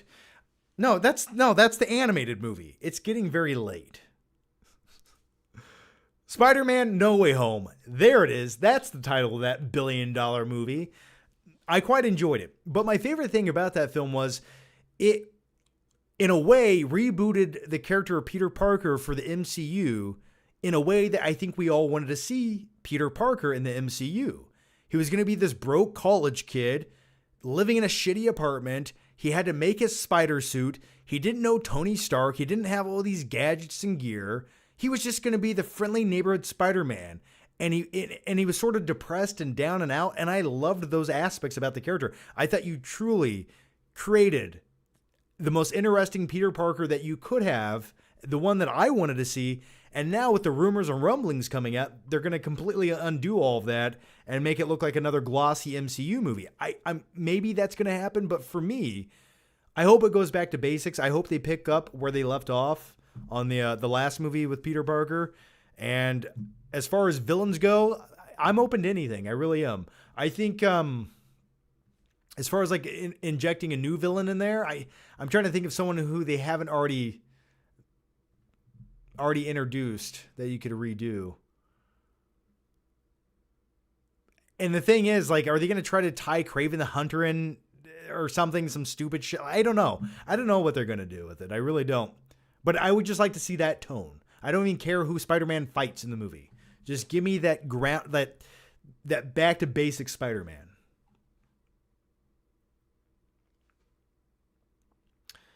All right, the next one comes from Scorpion. Yeah, I guess Scorpion would be kind of, but as a character, Scorpion, I wasn't a big fan of. You know, it would have been nice if they could have done something more with Venom, but I think he's almost too much to team up with this version of Spider-Man. So, I don't know. Hobgoblin? Okay, you could do some Hobgoblin. Morbius? Yeah, Morbius comes back, bitches. Morbius just comes back. Tears that shit up. Oh, gosh. All right. The next one comes from 1901 once again.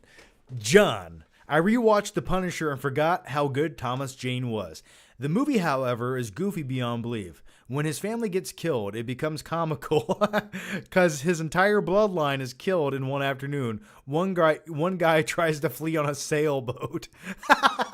You better hope the wind's blowing in the right direction or you're dead. Yeah, the movie The Punisher with Thomas Jane from 2000, is it 3 or 4? I'm going to say 4. And John Travolta's performance in that did not help the movie, let's be honest. And the scene in The Punisher when John Travolta is tied to the back of the car and it rolls into the other cars and you can see this shitty CGI John Travolta behind the car with his legs on fire going, ah, ah, ah. It's glorious. And then the funny thing about that movie is the budget was a little bit lower than maybe it should have been. And even during that sequence where they killed John Travolta's character in this like 50 car explosion that looks like the Punisher logo, all these cars are clearly old cars from like a junkyard. So you could just tell they didn't want to spend that much money on it. I don't know. But yeah, I do enjoy Thomas Jane as the Punisher. The next one comes from Ethan Brooks, who says, longtime viewer of the channel. I started watching you when I was 11. Now I'm 23. Oh, we answered that earlier. Oh, you said I'm sorry. I read that completely wrong earlier. You said you started watching when you're 11, not 11 years. But thank you, man. All right. The next one comes from Robert Giachinita, who says, are you having a bachelor party, baby oil, question mark? I already had a bachelor party. I had one a few months ago. We rented an Airbnb. Just me and my dude friends. We got in the hot tub and went swimming and hung out. Good times. Maybe drank too much. Got on a boat and cruised around a lake and looked at $1 million houses. So it was a good time. The next one comes from Night King 01, who says, you mentioned Red Dragon. I wonder what are your thoughts on Manhunter? Night King, haven't we talked about Manhunter extensively in the past? I swear you brought this movie up and you quite enjoy it. I always said I did not love it, and I did not like the portrayal of Hannibal Lecter in that film. And I think Anthony Hopkins just overshadows it. Personally, I think Manhunter is better. The ending kind of sucks. Red Dragon's ending is far better, but Edward Norton is miscast. Also, how in the world did Lecter survive that opening? I don't know. That's a great question, but I still enjoy it. It's definitely Brett Ratner's best movie, let's all be honest. I love me some Red Dragon. I like, oh gosh, what is the actor's name? Come on, John, turn on your IMDb brain. He's got 3 names. Oh, God. Anyway, he passed away many years ago. I'm going to hurt her. I'm going to hurt her back. You guys know what I'm talking about. Help me out with the name. It's getting late. But I liked his character in the film. I love Ray Fiennes' character in the film as Red Dragon. Give it to me. Pull it out. I'm going to cut it off. Red Dragon's a great movie. It really is. And I do agree with you about Edward Norton being slightly miscast. Philip Seymour Hoffman, thank you for that. Yes. Gosh. But great movie. As far as Manhunter goes, it's been a long time since I've seen it. So I just remember not loving it as much as I thought I would because at the time I had already seen Silence of the Lambs like 20 times. The next one comes from Skylar Wheelock, who says, Sam Raimi is working on his new horror film, Send Help, described as a horror version of Castaway mixed with Misery, set on an island. Sounds like your kind of movie, John. That sounds like a flavor I would quite enjoy tasting. Yes, it does. Sounds exquisite. No, that sounds awesome. I don't think I've heard of that movie until just now. Castaway meets Misery. Okay. I sounds good. I'm curious who stars in that. You know who's been cast? Okay, sounds good. I'm excited. Doro McJohnson says, did you hear about Will Smith slapping Chris Rock? I don't know if is that supposed to be funny? Yeah, man. Yeah, I heard about it. Not only that, I had some family over today. And for background noise, I put on Bad Boys 4 in the background. It was on Netflix. And I watched a little bit of it. But, yeah. I forgot how much Martin Lawrence wants Skittles in that movie. Lee B. Film says, are you looking forward to Guillermo del Toro's Frankenstein and James Wan's Creature from the Black Lagoon? Yeah, I'm probably looking forward to seeing what James Wan can do with the Creature from the Black Lagoon. I just think that's a character that we haven't been inundated with so much over the years. You've seen a million different incarnations of Frankenstein, most recently in Rob Zombie's Monsters movie. But no, I'm looking forward to the Creature from the Black Lagoon, and I think James Wan has a direction for horror that I like because it puts me on the edge of my seat and creeps me the fuck out. But as far as the Frankenstein movie, I'm also intrigued, but I don't know anything about it. I know very little about either of those movies. Speaking of like horror films or monster flicks, I'm excited about Nosferatu coming out in December. Give it to me now.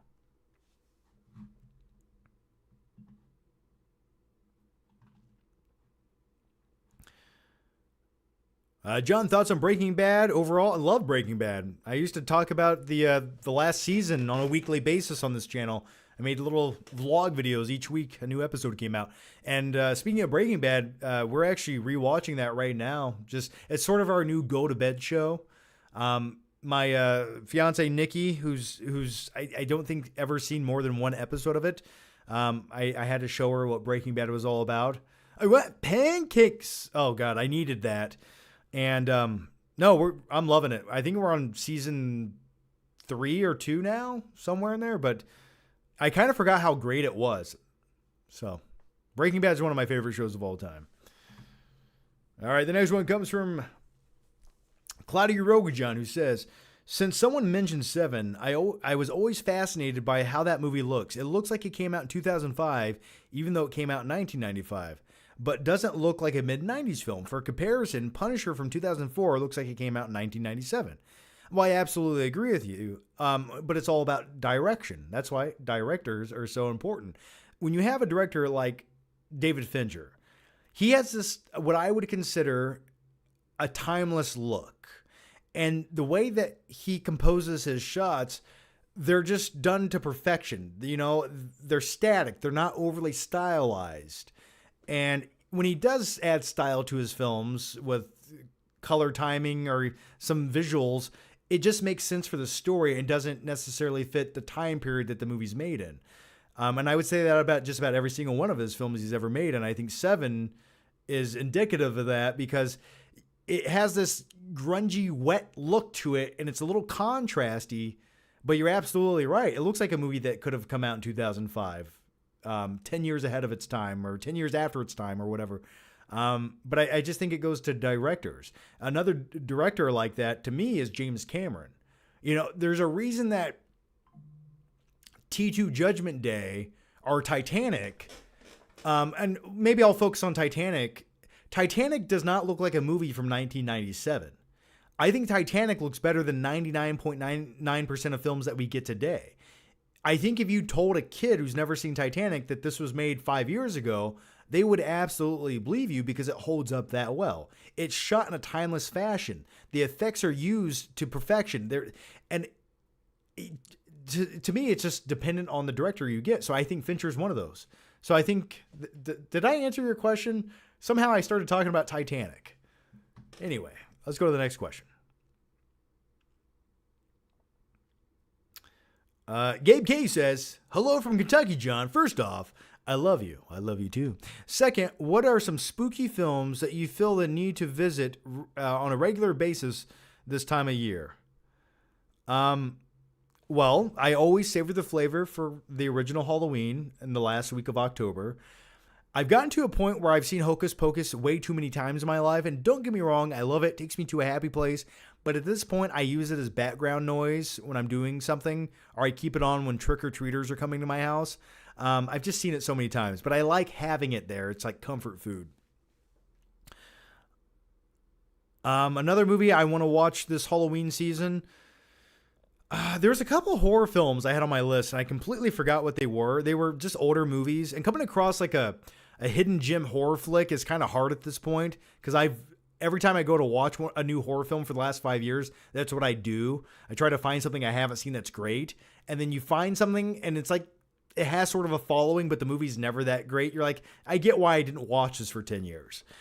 Another one I'd like to watch is, I think I want to watch Dream Warriors, Nightmare on Elm Street 3.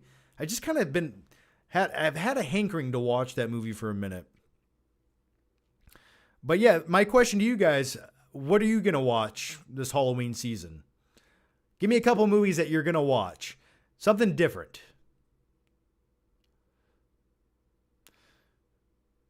Or do you have any recommendations? Is there a movie I need to see? Let me know. All right. Someone said Avatar is their favorite movie of all time. Well, that's fair, man. I quite enjoyed it. But I've fallen out of love with it. But in 10 years, if it was on TV, would I stop and watch it? I probably would.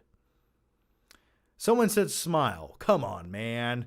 We can do just a little bit better than Smile.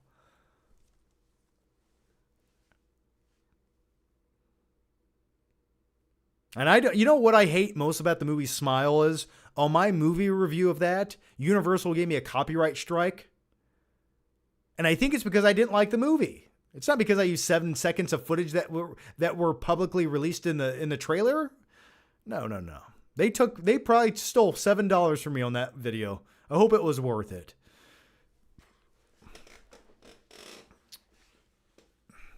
Oh, Terminator 2, best action movie ever made. Freddy vs. Jason is on Netflix, I believe, and I almost watched it the other night. And I think what I'm going to do with that piece of shit, Abomination Against Humanity, and I saw it in theaters. Don't get me wrong, it's almost a guilty pleasure at this point, but it's definitely an underwhelming experience. I think I'll save that for the backyard movie night.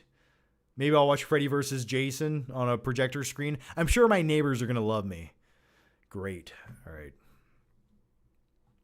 The next one comes from, and let me answer the questions a little bit quicker here. Gabe K says, hello from, we answered that. Mike's Movie Talk says, loving the consistency lately. Favorite disaster film? Well, thanks, man. I'm trying. Favorite disaster film?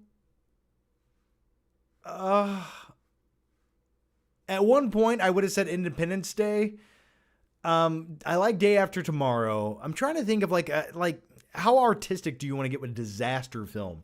Like post-apocalyptic movies, maybe that's a different category for you. But I like Deep Impact. Anytime Morgan Freeman can be the president, I'll take it. Roland Emmerich movies, 2012 is sort of a guilty pleasure, though I've seen it one too many times in life. So I'll go with that. The next one comes from, Armageddon. Talk about guilty pleasures. Give that to me any day. I've told the story about when I saw Armageddon in the theater, didn't I? Do you guys know that story? My mother thought I was kidnapped. If you want me to repeat it, I can. I don't mind talking about my Armageddon theater experience. No, I do not. Greenland was a fine disaster movie for sure, Bruce. I actually did enjoy that. It just doesn't have much rewatchability. Oh, The Impossible. That's one movie I quite enjoyed, and I skipped watching that for 5 years. And I finally watched it. I was like, that's phenomenal. Little Tom Holland, I bought into his character. Great character. All right, the next one comes from Joey Ruiz, Lord of the Rings, who says, have you seen The Substance? Any thoughts? I love The Substance. I talked about it on the last live show. Probably my top 5 movies of the year. I love the casting. Margaret Qualley is the younger version of the character, and then you have Demi Moore. Phenomenal. And one of the grossest body horror films that I think had a message and had something to say that truly grossed me out and blew me away at the same time. I loved it. I was not expecting that. And does it go off the rails by the third act? Absolutely. Yes. Does it go a little bit too far? Maybe. But gosh, I quite enjoyed it. Okay, yeah, The Frighteners would be a good watch. It's been a minute since I've seen that too. Okay, so I'll give you the quick bullet points on my Armageddon story in the theater. Keep in mind, the year was 1998. I was a stupid little kid, and I had no friends this day. And I wanted to see the movie Armageddon because whenever I saw a new movie trailer, I was so pumped to see the movie. I've loved movies my entire life, but I begged my mom to drop me off at the theater and let me go see the movie by myself. And at this point, I was probably 11 years old. But keep in mind, this is the late 1990s, and no one cared if kids were kidnapped. But so my mom dropped me off, and I was so stupid. Don't ask me how this happened, but I walked into the wrong auditorium playing the movie at a later time. I had no indication of this. I just saw the title and thought that was it. Then I sat in a dark theater for an hour and 20 minutes. When the other movie had started 45 minutes ago, I was still sitting in a dark theater waiting for the movie to start, just thinking, well, I don't have a watch. I can't really tell the time, but I don't care. And then finally the movie starts, and at the point where they're on the asteroid, a manager's walking up and down the aisle with a flashlight, and he sees me sitting there by myself, and he shines a light in my face, and he says, "Hi, is your name John?" I go, "Yes." And he says, "Come with me." I thought I was just being abducted by a guy in a flashlight. Anyway, it turns out he was the manager of the movie theater. My mom thought I was missing and kidnapped because they couldn't find me. I wasn't out front like I was supposed to be after the movie. But my stupid little kid brain, I just thought I was at the right movie at the right showtime. So that's my story about Armageddon. And for a very long time after that, my mother didn't trust me going to the theater by myself. But you know what I say to her? "You should have bought me a damn watch, Mom." Maybe I would have known what time Armageddon started. And the worst thing about this entire experience, keep in mind, the worst thing, not the fact that my mother thought I was abducted or kidnapped or in the back of a white van somewhere. No. I didn't know the end of Armageddon until it came out on VHS 6 months later. Imagine being an 11-year-old kid and you don't even know if Bruce Willis lives, he dies, the planet gets destroyed. I had no clue. For 6 months, I had to wait for that answer. And that's my story of seeing Armageddon in the movie theater. All right, let's go to the next question.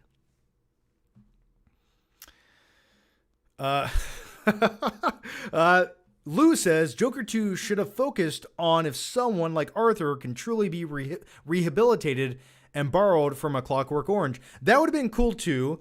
The thing about Joker 2, and who cares, but I did like there was a little bit of remorse, and he sort of became self-aware just slightly during the third act of the movie. It was like the first time he truly woke up. I liked that. I think it humanized him a little bit more, but the thing about Joker 2 is it could have went in a million other directions that it simply just refused to go in. And it's not even that the film could have went in maybe a direction that wasn't the best route to go. Okay, I'll put it like this. There's 40 different directions this movie could have went in. 39 of them are okay. But then the movie just goes the one that nobody wants to see. I think that's a fair assessment. Okay, the next one comes from DJ Run01, who says, "We both get married in 4 days." That's odd, man. Well, congrats to you, buddy. Just some last minute advice. Hire a runner to get last minute stuff you might have forgotten. Bring water while you're prepping and stay out of the sun, and you don't sleep with anything that makes lines on your skin. I'll try to do all of that. I'll just sleep standing up. But everything's pretty much taken care of. And I will say this about our wedding is it's an open bar, and I'm really looking forward to that. But thanks for the advice, man. Dustin Rich says, "Do you think Postman would be considered a classic today if Kevin Costner drank his own urine?" Absolutely. Yes, I do. I really do. Now, you know how many times I've tried to watch the movie Postman thinking, okay, this is post-apocalyptic. It's got Kevin Costner. I love me some Kevin Costner. And I get 30 minutes into the movie and I go, oh God, this is junk. And then I try again a couple years later. And I'll get like 45 minutes into the movie and I'm like, this is junk. And I'll turn it off. And I think that's the furthest I've ever gotten into The Postman. It was maybe 47 minutes and 23 seconds. It's just not good. Let's go to the next one here. DJ Run says, "It's kind of surreal." Oh, we answered that. Skylar Wheelock says, "What's your favorite example of Chekhov's gun in a movie?" I'll start with the flamethrower in Once Upon a Time in Hollywood. A Chekhov's gun? Is that a reference to like a country or Soviet Union, or am I missing something there? Yeah, we'll go with Once Upon a Time in Hollywood during the flamethrower. I'd be hard pressed to pick another one. I mean, maybe Inglourious Bastards. Is that just a reference to a gun from the Soviet Union? I don't know. I've never heard anyone put it like that. Connor Riddle says, "Have you ever played Scene to Nerdle? You compete against other naming movies with actors or directors in common. It's great fun and test your movie brain. No, I've never played that. Usually most trivia movie games I play with other people, they get really mad and it's no fun because it almost becomes too easy unless there's some crazy like romantic rom-com question. But other than that, that's the thing about being a movie nerd. You can't do movie trivia. But then again, I have went to movie trivia things where I feel like people were lying and cheating by looking at their phone. They had to have been. Anyway, let's go to the next one. I have not seen Megalopolis. I was going to try to see it last week, and I just could not bring myself to do it. But I am addicted to the clip of Adam Driver saying, "In the club." I'm addicted to that. I almost want to see the movie just for that. Your least favorite is, yeah, I like Reservoir Dogs, but it's not my favorite Tarantino movie. More of a Django Unchained kind of guy, or Pulp Fiction. Connor Riddles, we already answered that. Scott Edwards says, did you enjoy the Marvels and Deadpool and Wolverine? I did not like the Marvels. I think that was one of the most boring movies relating to comic book movies I've watched in the theater. I really do. But I loved me some Deadpool and Wolverine. That to me was the perfect buddy team up movie. And it was the Deadpool movie I think we all deserved. And was it perfect? No, but damn it was crowd pleasing and pandered to me in all the right ways. Also, do you like Jennifer Garner's Elektra film and character? And do you like X-23? I thought X-23 in Logan was fine. Do I need to see a standalone X-23? I don't know. Maybe if she's like a third string character, that's okay. Aren't they supposed to make a TV show or make a movie or something? I don't know. I think X-23 would be fine in like a series. I think if you wanted to make like a Disney Plus series and have X-23, I think they probably wouldn't keep the tone the way it should be, but that could be somewhat interesting if you included other teenage X-Men characters in there. I think that would be a lot of fun, actually. And kind of deal with like what they're going through in life. I think that actually would be kind of a cool series. Jennifer Garner's Elektra is a big piece of shit. It's one of the worst comic book movies ever made. I watched it the year it came out, and I don't think I've ever rewatched it again. And that's all I can say about that movie. It's the same way I feel about Catwoman with Halle Berry. Madame Web was one of the most boring movies I ever watched. Dakota Johnson kidnaps 3 25-year-olds pretending to be teenagers, and then a Coca-Cola sign falls. That's Madame Web 3. Asher56 says, I think I'm over realistic Batman. I get what you're saying. I think more fantastical Batman is always more fun, and I'm looking forward to the Batman Brave and Bold movie quite a bit. And I just rewatched the Batman, this last week. And there's a lot of things about that movie I don't necessarily love, but there is a lot of overall I love the movie. I just think there's a lot of scenes I can just skip and I'm completely fine with it. For example, when the Joker starts singing Santa Maria, I just can't take it. But realistic Batman, I think I have another one in me for to see from Matt Reeves. If that's as realistic of a Batman as I ever want. But I'd like to see the Matt Reeves sequel to the Batman. I really would. But after that, I'm more than fine going a bit more fantastical and bigger with Batman. Morbius. When it comes to Sony making comic book movies, I don't know what it is. If they're legally obligated somewhere, it's written down in a contract and hidden away. I wonder if Sony has to make all their comic book movies feel like they came out in the year 2001.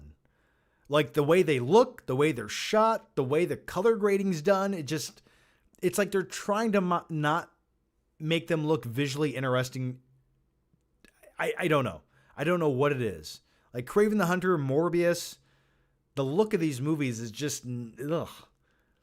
What is that style? I call it digital Sony. That's what I call that style. It's all blue looking. Like, all right. Night King 01 says, John, speaking of the budget on The Punisher, the director and you would agree. He asked for 60 million and they only gave him 33, and even then they only let him use $15 million for their production. So it was really cheaply done. Oh, absolutely. You could tell it was very cheaply done. But here's my thing to that. And I know this movie came out 20 years ago, but if you only have $15 million to make a Punisher movie, and keep in mind, this guy doesn't he doesn't fly, okay? The Punisher is a very grounded vigilante movie. For $15 million, rather than try to make it look like a big blockbuster comic book movie, they should have went the alternative direction of that and made it look gritty and grounded and almost like make it look like Taxi Driver. Make it look like Darren Aronofsky directed it, like the same way he directed The Wrestler. You know, give me that version of the Punisher. I think that sounds awesome. And that's what they should have done with a smaller budget. But they attempted to try to make it look like a big spectacle event, and it didn't quite work. And maybe not cast John Travolta in the lead. I don't know. It just... 2 says, can you do a Morgan Freeman impression doing a best man speech? Now, Jonathan, you either get busy living or you get busy dying. Well, the first time I saw John, it looked like he had a silver spoon up his ass. A strong breeze would blow him right over. That's all I got. I don't got the Morgan Freeman voice today. Aaron Part says, my indie film California Dreamin' got selected to be in Kevin Smith's film festival. Well, congratulations to you, man. I'm so excited since I grew up on Mallrats and Clerks 2. Well, that's awesome, buddy. Well, I hope your film does well. You got a trailer on YouTube? It's called California Dreamin'. If you have a YouTube channel or a trailer, well, I hope you do. So everybody go check that out. Give that shit a like. And now watch, you probably don't even have a trailer up for YouTube, do you? All right. Either way, congrats, man. Lee B. Film says, most memorable experience meeting a celebrity. Didn't you meet Roman Polanski? So, I didn't meet Roman Polanski, okay? And the fact I even saw him, I think, was insane because, let's be honest, the guy can't really leave the country he's in for reasons. And so anyway, I saw Roman Polanski when I was at the Zurich Film Festival in Zurich, Switzerland. I know it sounds like I'm rich and hang out with rich people, but I'm not. I was invited there to go for free. But I was walking down an alleyway beside the movie theater, and right beside me, this door swings open, and like 5 guys walk out. There's a black SUV on the other side of the alleyway, and Roman Polanski is escorted out of this side door into this SUV, and they take off. So in that sense, I did meet Roman Polanski. But at that same event, I did meet Jake Gyllenhaal. I got a picture with him. I only talked to him for like 10 seconds, but that was pretty cool. I'd say that's the biggest celebrity I've ever met. The next one comes from Max Nugenbauer, who says, worst disaster movie I've seen so far is Volcano. Yeah, Volcano with Tommy Lee Jones, not very good, but I don't hate it. Didn't they have Anne Heche in it too? Remember when she started in movies? Skylar Wheelock says, I think Todd Phillips should have just used another Scorsese movie for Joker 2. I feel like Shutter Island could have worked. Yeah, I agree. If only there was like making Joker 2 is like making Taxi Driver Part 2. It just doesn't feel right. But you want it to be good. Skylar Wheelock says, I would trade in the whole Avatar franchise for Dread 2. Would you do the same? I like Avatar. And Avatar 2, I don't think it's great, but I love a spectacle in space and a visual experience that gives your eyeballs orgasms. So for that sense, I like the Avatar movies. But the fact that we don't have Dread 2, a movie that some studio could crap out for $30 million, Netflix could probably obtain the rights and give it a $100 million budget, and it would be like a good action movie that Netflix produced. The fact that that hasn't happened yet is baffling to me because it just feels like there's money on the table with that franchise. I don't know. I don't understand it. I wish I understood the logic, but I guess we never will. But I would love to see a Dread 2, yeah. Night King 01 says, this may just be me, but in Van Helsing, when Frankenstein's monster falls through the windmill, screaming, "Father!" I burst out laughing every time. Also, when the graveyard keeper with the top hat dies, I also laugh. Funniest parts in the film, thoughts. I don't disagree with either one of those observations. And I'll further elaborate on the, the crypt keeper, the Undertaker. Yeah, so there's a character that plays the Undertaker in Van Helsing, kind of this kooky guy in the small village. And the way he dies is he's like knocked into a casket so fast and weird. Once he hits it, he just closes his eyes and dies. I think that's how it goes, right? It is hilarious. Claudia Rogajon says, speaking of realistic Batman, why does it seem Matt Reeves and other filmmakers are ashamed of source material they are adapting? I mean, did they have to change the Penguin's name in the show? I mean, come on, there's a dude named Batman. It ain't real. I get it. You know, I think Oz Cobb, is his name Oz Cobb? That's weirder than just calling him Oswald Cobblepot, isn't it? My name's Oz Cobb. Are you a porn star? No? I just own a nightclub. Oh, okay. I get what you're saying with that. I don't think that change is significant. I think Oz Cobb sounds like kind of a cool name. On that one, I'm not that hung up on it. But I do understand what you're saying about changing the lore for the sake of changing it or adapting it. It's like, yeah, a good backstory is a good backstory. Just keep it simple. You don't have to get convoluted with it. DJ Run says, do you have any YouTubers coming to your wedding? I have, I only really invited one, to be honest with you. And it was my pal Austin from Austin Burke. So, yeah, he's coming. I think he's coming. I'm pretty sure he is. He said he was. So, but that's the only one I invited. Everybody else I know that does YouTube lives 4 or 5 states away. And I'm of the mindset, I don't want to ask anyone to have to get on a plane to come to my wedding unless we are related by blood. So, or unless you're one of my groomsmen. But other than that, just an attendant, I think that's such an ask. I hate making people feel obligated. Like if someone told me I have to buy a $500 plane ticket and stay the night in a hotel just to come look at your stupid ass get married, I'd be a little upset about that. So I wouldn't expect that of anyone else. So yeah, that's, but I think he's the only YouTuber coming. The next one comes from, Farrah Lovely, who says, John, I'm here. Joined a little late. Well, thanks for joining. I can't believe you're getting married soon. So happy for you. I feel like we've grown up together. I've been watching for over 10 years. I'm 33 now. Well, thank you for that. It is always weird. I look back on YouTube like it's some kind of weird time capsule when I go, your voice was so weird then. You look like a little alien. You're saying weird, obscene shit.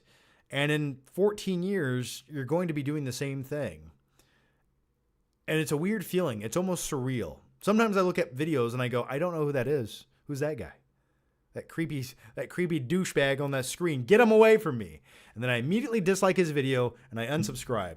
And I feel so much, don't do that, please. Don't ever leave me. Don't ever leave me. But thank you for that. It does mean a lot. That's the reason I don't give up on YouTube. If I give up on YouTube, I truly will have given up on me as a person. I mean that when I say it. Now, if I wake up tomorrow and there's 3 trash bags full of $100 bills on my doorstep, maybe I'll give up on YouTube. But then again, I wouldn't. I would just make videos as I would do flip trips in the Batmobile on a weekly basis. And I would make every single video I create, I wouldn't have James Cameron direct it. I'd go a little more rambunctious with it. I'd have fucking Michael Bay direct my YouTube videos. Each video costs $25 million. There's 300 explosions, and they're overly contrasted. But that's okay. And there's a lot of fart jokes. But what's really different, right? But thank you for that. Libby Films says, who would you go on a road trip with, McLovin, Jay and Silent Bob, or Mr. Chow? I don't know what McLovin seems okay in small doses. I think Jay and Silent Bob would be a lot of fun. Yeah, we'll go with that. Uh, Claudia Rogajan says, since you just mentioned Roman Polanski, it got me thinking of his appearance in Rush Hour 3 as a police commissioner. Not great at all. I think all of us were happy when Jackie Chan and Chris Tucker both punched him and knocked him out at the end. I don't even remember that scene, man. After Rush Hour 1, I wasn't really into Rush Hour 2 or 3, though I did see them. I remember nothing about the stories or the plots in those movies. I'm sorry. But I did not know that. But I think when it comes to Roman Polanski, I think The Pianist is one of the best films ever made. There's not a more depressing, brutal film that just shows how cruel humanity can truly be than watching The Pianist. I love that movie. Dustin Rich says, is Daredevil the best comic book based show? Off the top of my head, I can't think of a better one I enjoyed more. One that actually elevated the character and added to it. Yeah, I think Daredevil might be the best comic book. What would you guys say is the best comic book series? Let me know in the chat. I'm going to say Daredevil, and I'm looking forward to the new Daredevil. Skylar Wheelock says, Chekhov's gun is a narrative principle, John, that states every element in a story must be necessary. You show something at the beginning of the story to the audience, and then they forget about it, and then at the end of the story, it gets in. Oh, I'm sorry about that. Okay, thank you for that. Thank you for enlightening me on the film facts. I'm just a guy who talks about movies. I don't know shit. No, that's cool, man. I guess that term it did not. I think of MacGuffins. I just don't think of Chekhov's gun, but that makes complete sense. I guess that is a narrative element that's used quite often. Yeah, I'm trying to think of another story that does that. There's a million things that set up it's not a very good example, but like Dustin's antenna in Stranger Things season 3, where he's calling Susie, and then it comes back around at the end of it where they set it up for him to basically save the day with using his large radio tower on that hill as he's singing the never-ending story. So yeah, I off the top of my head, I couldn't tell you one plot device in a movie that came back around that I quite enjoyed. Oh, the penguin's foot? Yeah, his club feet. I didn't mind that. That's what happens when you dance too much. You get penguin feet. I don't know. All right, I'll answer a few more questions, and maybe I'll wrap up this live stream, but get some good, juicy questions, and what do you got for me? Let me know in the normal chat. I'm looking, I'm listening, now's the time. Or did this freeze up? Who knows?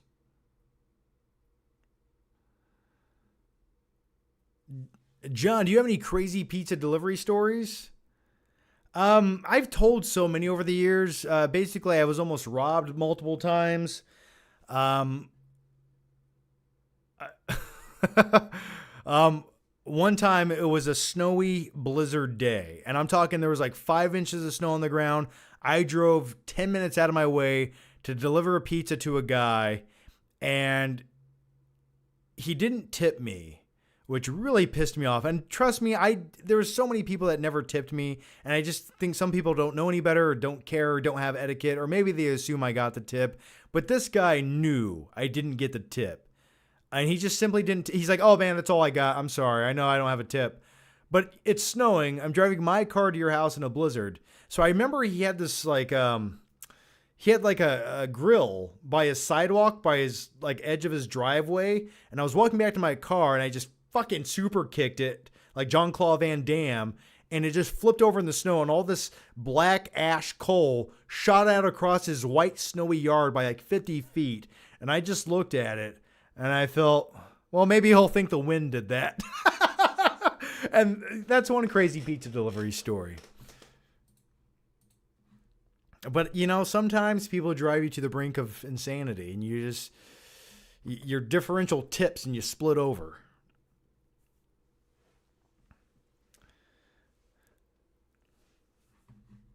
Do I think The Shawshank Redemption is overrated? No, I do not. I think it's a phenomenal film that never gets old. I think it's almost the perfect movie in many ways.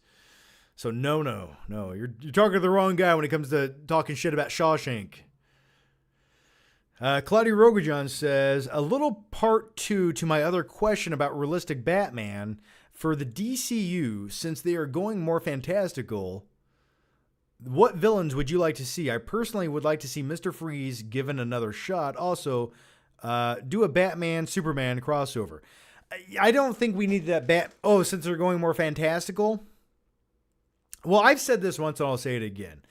Yes, they can definitely do another crossover down the road. Save that. Each character needs at least 2 of their own solo movies before we do a crossover, and any crossover that we do get better be earned, and it better have a logical reason for happening. But I think that's many years down the road that we do a proper crossover movie.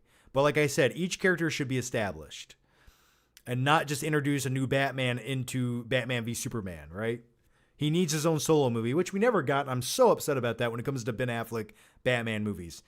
And the whole concept behind the movie that never came to fruition with Ben Affleck, the concept art, the way it was going to be like a James Bond meets Batman movie with Deathstroke, what could have been. But anyway, as far as a new Batman villain and a more fantastical version of Batman movies, I don't know if I need Mr. Freeze. I think Mr. Freeze in a Matt Reeves version actually sounds kind of cool. No pun intended. I did not even mean to say cool. But I think like having a serial killer named Mr. Freeze could really work in the Matt Reeves universe and be different. I don't know if I want to see like a guy with a freeze ray running around, no matter how well it's done. I just don't want to see that anytime soon. But what I would like to see is a somewhat comic book accurate version of Bane. And I think there's a lot you could do with that. And at one time in life, if Dave Bautista was still into sort of playing body roles, and what I mean by that is if he was still weighing 299 pounds of pure muscle, I think Dave Bautista would make a great live-action Bane, even though right now he's very slim and he wants to do more character roles, I guess. But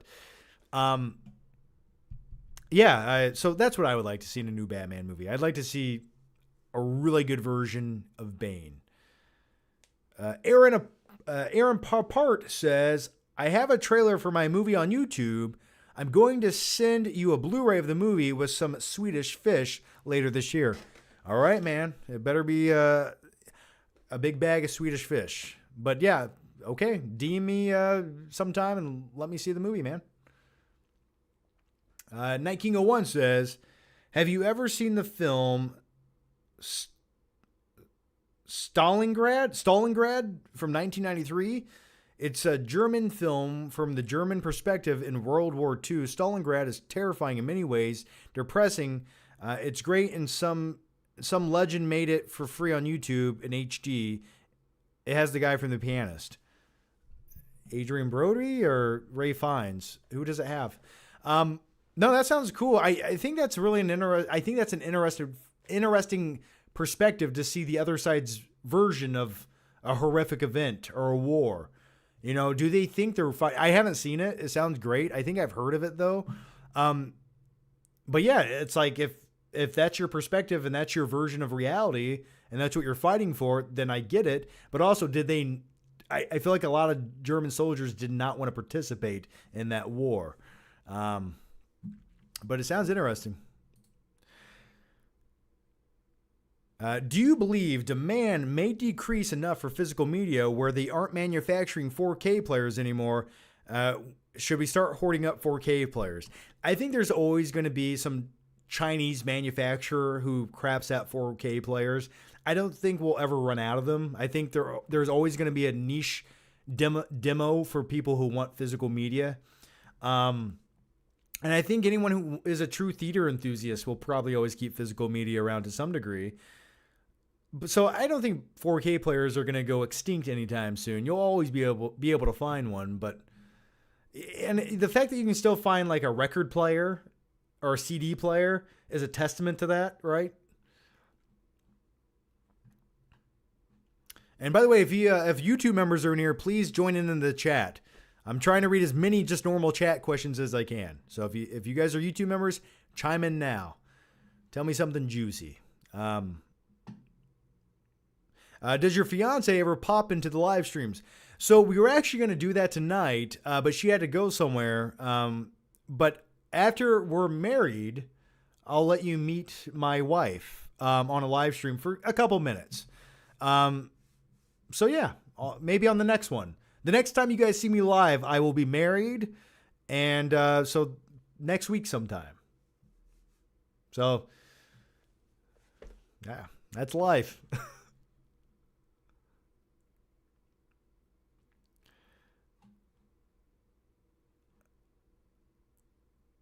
Ra's al Ghul would be pretty cool. Yeah, I mean, you got Liam Neeson as Ra's al Ghul. Night King 01 says, John is the mouth of madness, a good Halloween. Oh, John is Mouth of Madness, a good Halloween movie? I don't think I've seen it. I don't think I've seen In the Mouth of Madness. I love it, but there are some weird moments. Johnny Boy, also the bus scene. Yeah, man, I don't think I've seen In the Mouth of Madness. Is that the Guillermo del Toro? Let me see.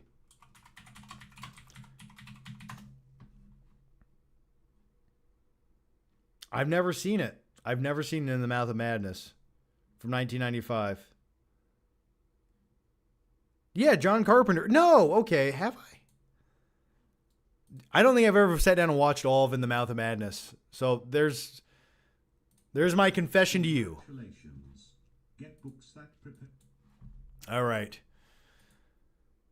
The next one comes from. Oh, we got here a very generous super chat. You guys are too good to me. I'm gonna tell you. You know what I'm gonna buy with this? I'm gonna buy a new air fryer because I don't know how to cook. So you just fed me for a lifetime. But this comes from Be Kind to Yourself and Others. Congratulations. Get books that prepare you for marriage. It will help you ask each other. It will help ask each other what you both expect from marriage and what you both want out of it. Yeah, you know, the thing is, we just kind of discussed that without literature. No, but it's good advice. But no, I think communication is always the key to success. And I'll say this like I would in a job interview, but I will say it. I truly think communication will solve every issue. I really do. And if you didn't know, this isn't a channel about movies and other weird shit. This is marriage advice brought to you by a guy named the Flick Pick, who's had many failed relationships. But you know what I like to say? A journey that zigzags back and forth. Where am I going with this? Will always have a destination more worthy of being at. There we go. There's some wise words I just made up out of my ass. But anyway, thank you for that. And thank you for the very generous super chat. That means a lot, man. Thank you. Night King 01 says, if you like bleak, dark endings, I cannot say this German word. Stalingrad is a good watch. It's the German that helped Adrian Brody in The Pianist. He played the general who, okay, gotcha. Yeah, thanks for the recommendation, man. I'll check it out. I'll put it on the list. Any Halloween memories that were great movies you saw growing up? When I was a kid, we used to watch the Nightmare on Elm Street movies often. My sisters would make me watch it. And then every once in a while, when they were babysitting me, I would take some steak knives and put them between my hands and run around the house. And my sisters, who were 4 or 5 years older than me, never understood why I thought it was so funny. But to them, they thought I was a little sociopath trying to murder them as they babysat me. And we just talked about that today. And I was like, yeah, I get from your perspective how that would be scary. And I still haunt their dreams. Yeah. I was just wanting to be Freddy Krueger. So there's a Halloween memory for you. All right. The next one comes from Night King 01, who says, John, you have to watch In the Mouth of Madness right now. Vigo the Carpathian is in it. Well, I'm sold. I'll go watch it tonight. That'll be my go-to-bed movie, man. Joe Nielsen says, what is your most disappointing movie of the year so far?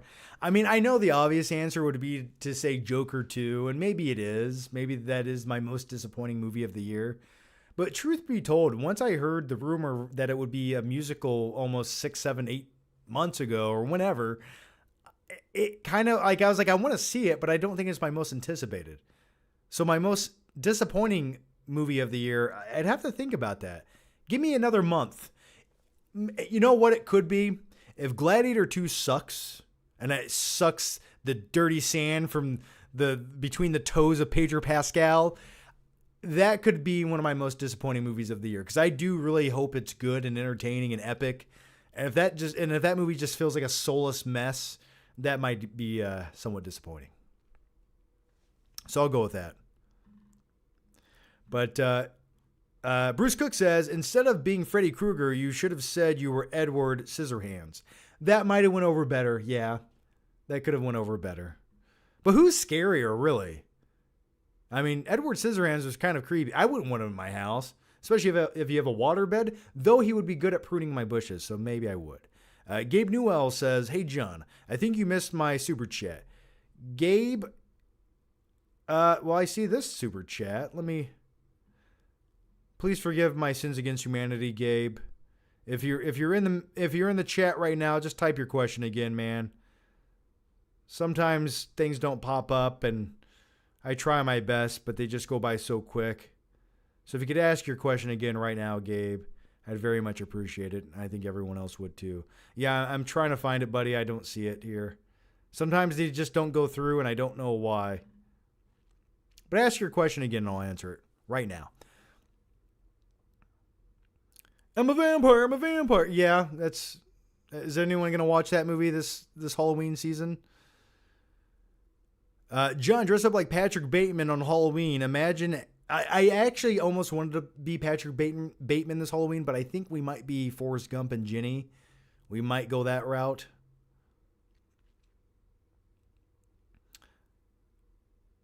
We all know damn it, Skylar Wheelock, that's a good answer. So, we all know the worst movie of the year is Roadhouse. Laugh out loud. Yeah, you talk about disappointing. Talk about a waste of talent. Roadhouse. Now, I love the original Roadhouse, probably more than I should, but I appreciate the charm of it. Do I think it's a great movie? No, but I think there's elements in that film that just, in a weird way, they don't stand the test of time, but they're almost so bizarre that they work in that movie. But the new Roadhouse, it just feels like this boring, bland, made-for-streaming movie. And why did they have to put Jake Gyllenhaal in this? And why does he randomly just stab a guy to death 500 times at the end of the movie? It's like, this was just an MMA fighter. What's he doing here? Okay, Gabe Newell says, Elon Musk has made COVID-2, toilet paper is selling out, and an old lady has the last roll. Do you let her keep it, offer it up, or roundhouse kick her in the face? Last roll of toilet paper? Listen, she's an old lady. She probably has diapers at home. I need this more than you. Roundhouse kick into the beans. I don't know, man. Maybe. I have not been to Costco in a minute. Is toilet paper actually selling out, or is it for the hurricane, or is it because people are afraid that the ports are shutting down? And do they know that toilet paper is actually made here in America? And also, do you know you can just buy a bidet and actually clean your butthole the proper way? Because I hate to tell you guys this, and I hate to ruin this live stream with explaining how to wipe your ass, but I will do it for the sake of humanity. And don't say I never told you anything. Dry toilet paper does not clean. That's the equivalent of coming inside with muddy hands, taking a dry paper towel and trying to clean them. And then you go look at them, it's like they're not clean. You need moisture and you need wetness. So don't say I never tried to help you. What are we even talking about? Will G says, who would you like to play Batman in the DCU? Who would I like to see play the new incarnation of Batman? I'd really have to think on that. I know there's people who physically look the part, like the guy who plays Jack Reacher physically looks the part to me, and maybe he could work. But then in this new Batman, if they're going brave and the bold, you kind of have an older Batman. You don't have a super young Batman at this point, so I don't know. I don't know who I would truly choose off the top of my head to play Batman. I really don't. If anyone has any suggestions on who could play the new incarnation of a slightly older Batman, let me know. At one point, before Affleck was casted in the role, Josh Brolin was in the running to play Batman. And if you're going for the Dark Knight Returns aspect of a version of Batman, I always thought Josh Brolin, I would buy into that. I like me some Affleck, though, but I thought Brolin could have worked as well. Robert Giahinta, you know I can't read. What are your thoughts on the Rizzler? Are you talking about P. Diddy? We're talking about baby oil again? Oh, you're talking about the little kid? Oh my God, that was so inappropriate what I said. I don't think I've watched this little kid. Maybe I've seen him, but I didn't stop and watch the video. I don't know anything about the Rizzler, man. I wish I did, but I just don't keep up as much as I should. When it comes to social media videos, I'm watching guys do power washing videos and mowing their yard. Okay?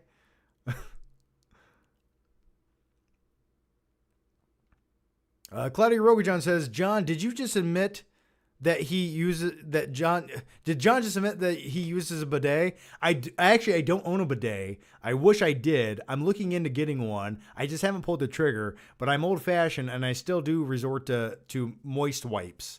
I buy large packs of them at Costco. I need them. It's the only way I can function. Jack Taylor says, greatest bidet experience. My buddy has one. And when you turn that pressure up to 10, it's surreal. It's like, this shouldn't be happening to me, but it is. It feels wrong and right at the same time, but I want more of it. But my buddy's bidet is, the water is not hot. And it's like, I want some warm water. Claudia Rojan says, also, I think you missed my Streamlabs. Claudio, ask the question right now, would you?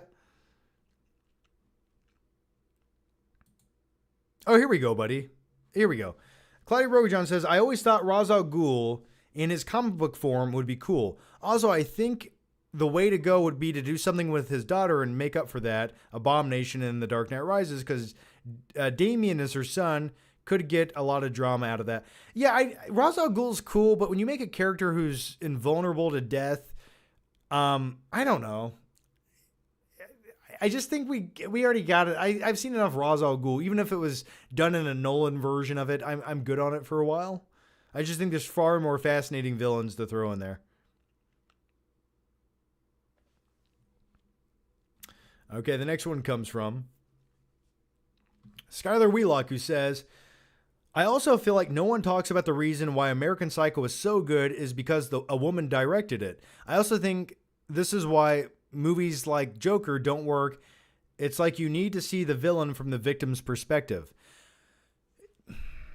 To a certain degree, yes, at some point in that story, but I also do like seeing the movie from the perspective of, did you say from the villain's perspective? Or from the victim's perspective? See, I kind of like seeing the insight to the villain's perspective. I think having a front row to madness is truly fascinating, or at least for me it is. But I think you need glimmers of other people's perspectives to really showcase just how corrupt and evil that person is on the screen, even if they're not aware of it. But I do agree with you. Lee B. Film says, if you were in an NC-17 romance film, which actress would you choose as your love interest? I don't know. Scarlett Johansson. I don't know. Michelle Pfeiffer's Catwoman from Batman Returns 1992. Dressed just like Catwoman. And you can even bring the bird.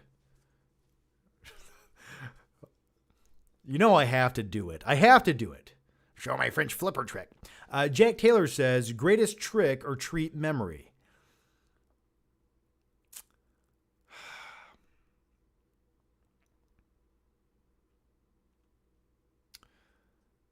Greatest trick-or-treat memory. And I don't have any crazy stories of trick-or-treating. I just remember a time when I was younger, and this was 75 years ago. But really, the year was probably 1994 or 5. And I remember when Halloween was jam-packed and kids were running around, and Halloween actually started at night. It didn't start like today when it's 6 o'clock and the sun's still out and you have to go inside by 6:30. No. You were out till like 10, 11 o'clock at night. The streets were empty. It was just you and a bag of candy, and you were on a mission, and you weren't going home empty-handed. No way. You were going to go up to every single door, even the ones you probably shouldn't have went up to, and risk your life and limb for some Tootsie Rolls. But it was worth it. I do remember that. That was a great time to be alive. Jack Taylor says, we just answered that actually. Robert Giacchina says, Costco guys, it's the double chunk chocolate cookie.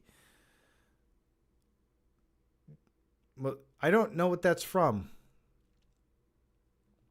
But I do enjoy Costco, and I do enjoy their free samples. I do enjoy their unlimited return policy. Costco or Sam's Club? That's a great question. I love both, and both for very different reasons. But if I had to pick one, well, it's tough to say. I like the electronics from... You know what it is? I think Sam's Club has a better variety of stuff I actually want to buy. But I think at times Costco has, every once in a while, the better product of something that might be a little bit more expensive. And I think furniture at Costco is definitely better. The customer service is definitely better. It's less crowded, but the selection of like candy and potato chips and drinks just is not as good. So I go to both. I actually have a membership to both. I make a whole day out of going to Costco and Sam's Club, okay? All right, the next one comes from...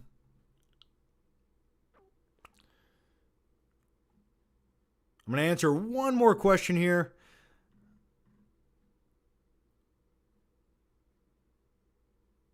Oh, any honeymoon plans? We're probably going to do like a mini moon where we get away for a couple days at an Airbnb. Actually has a swimming pool, a hot tub, and a sauna. One of them had a slide, but it was too pricey. But it would be fun.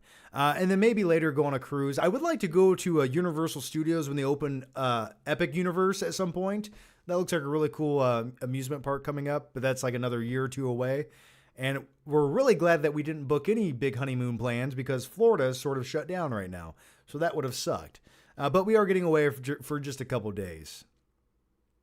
So anyway, guys, I'm going to wrap up the live show there. I do want to say thanks for hanging out. Thanks for asking the questions and looking at my stupid face and all the just sharing your thoughts, your feelings.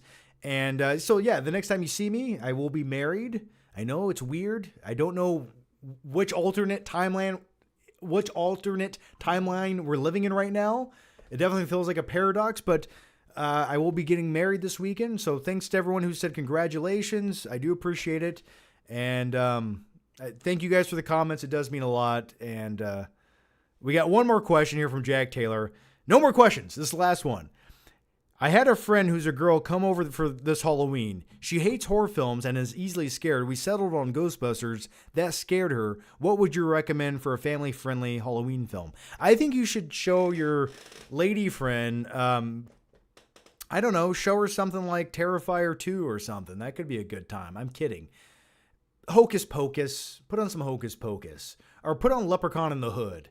If you can't laugh at Leprechaun in the Hood, then what are you doing in life? You know what, man? In all honesty, show her Van Helsing. If she gets scared of Van Helsing, not because it's a terrible movie, but because it's too horrifying, then you got to find a new lady friend. That's my best advice to you. But as always, guys, thanks for watching. Thanks for the comments. Thanks for hanging out.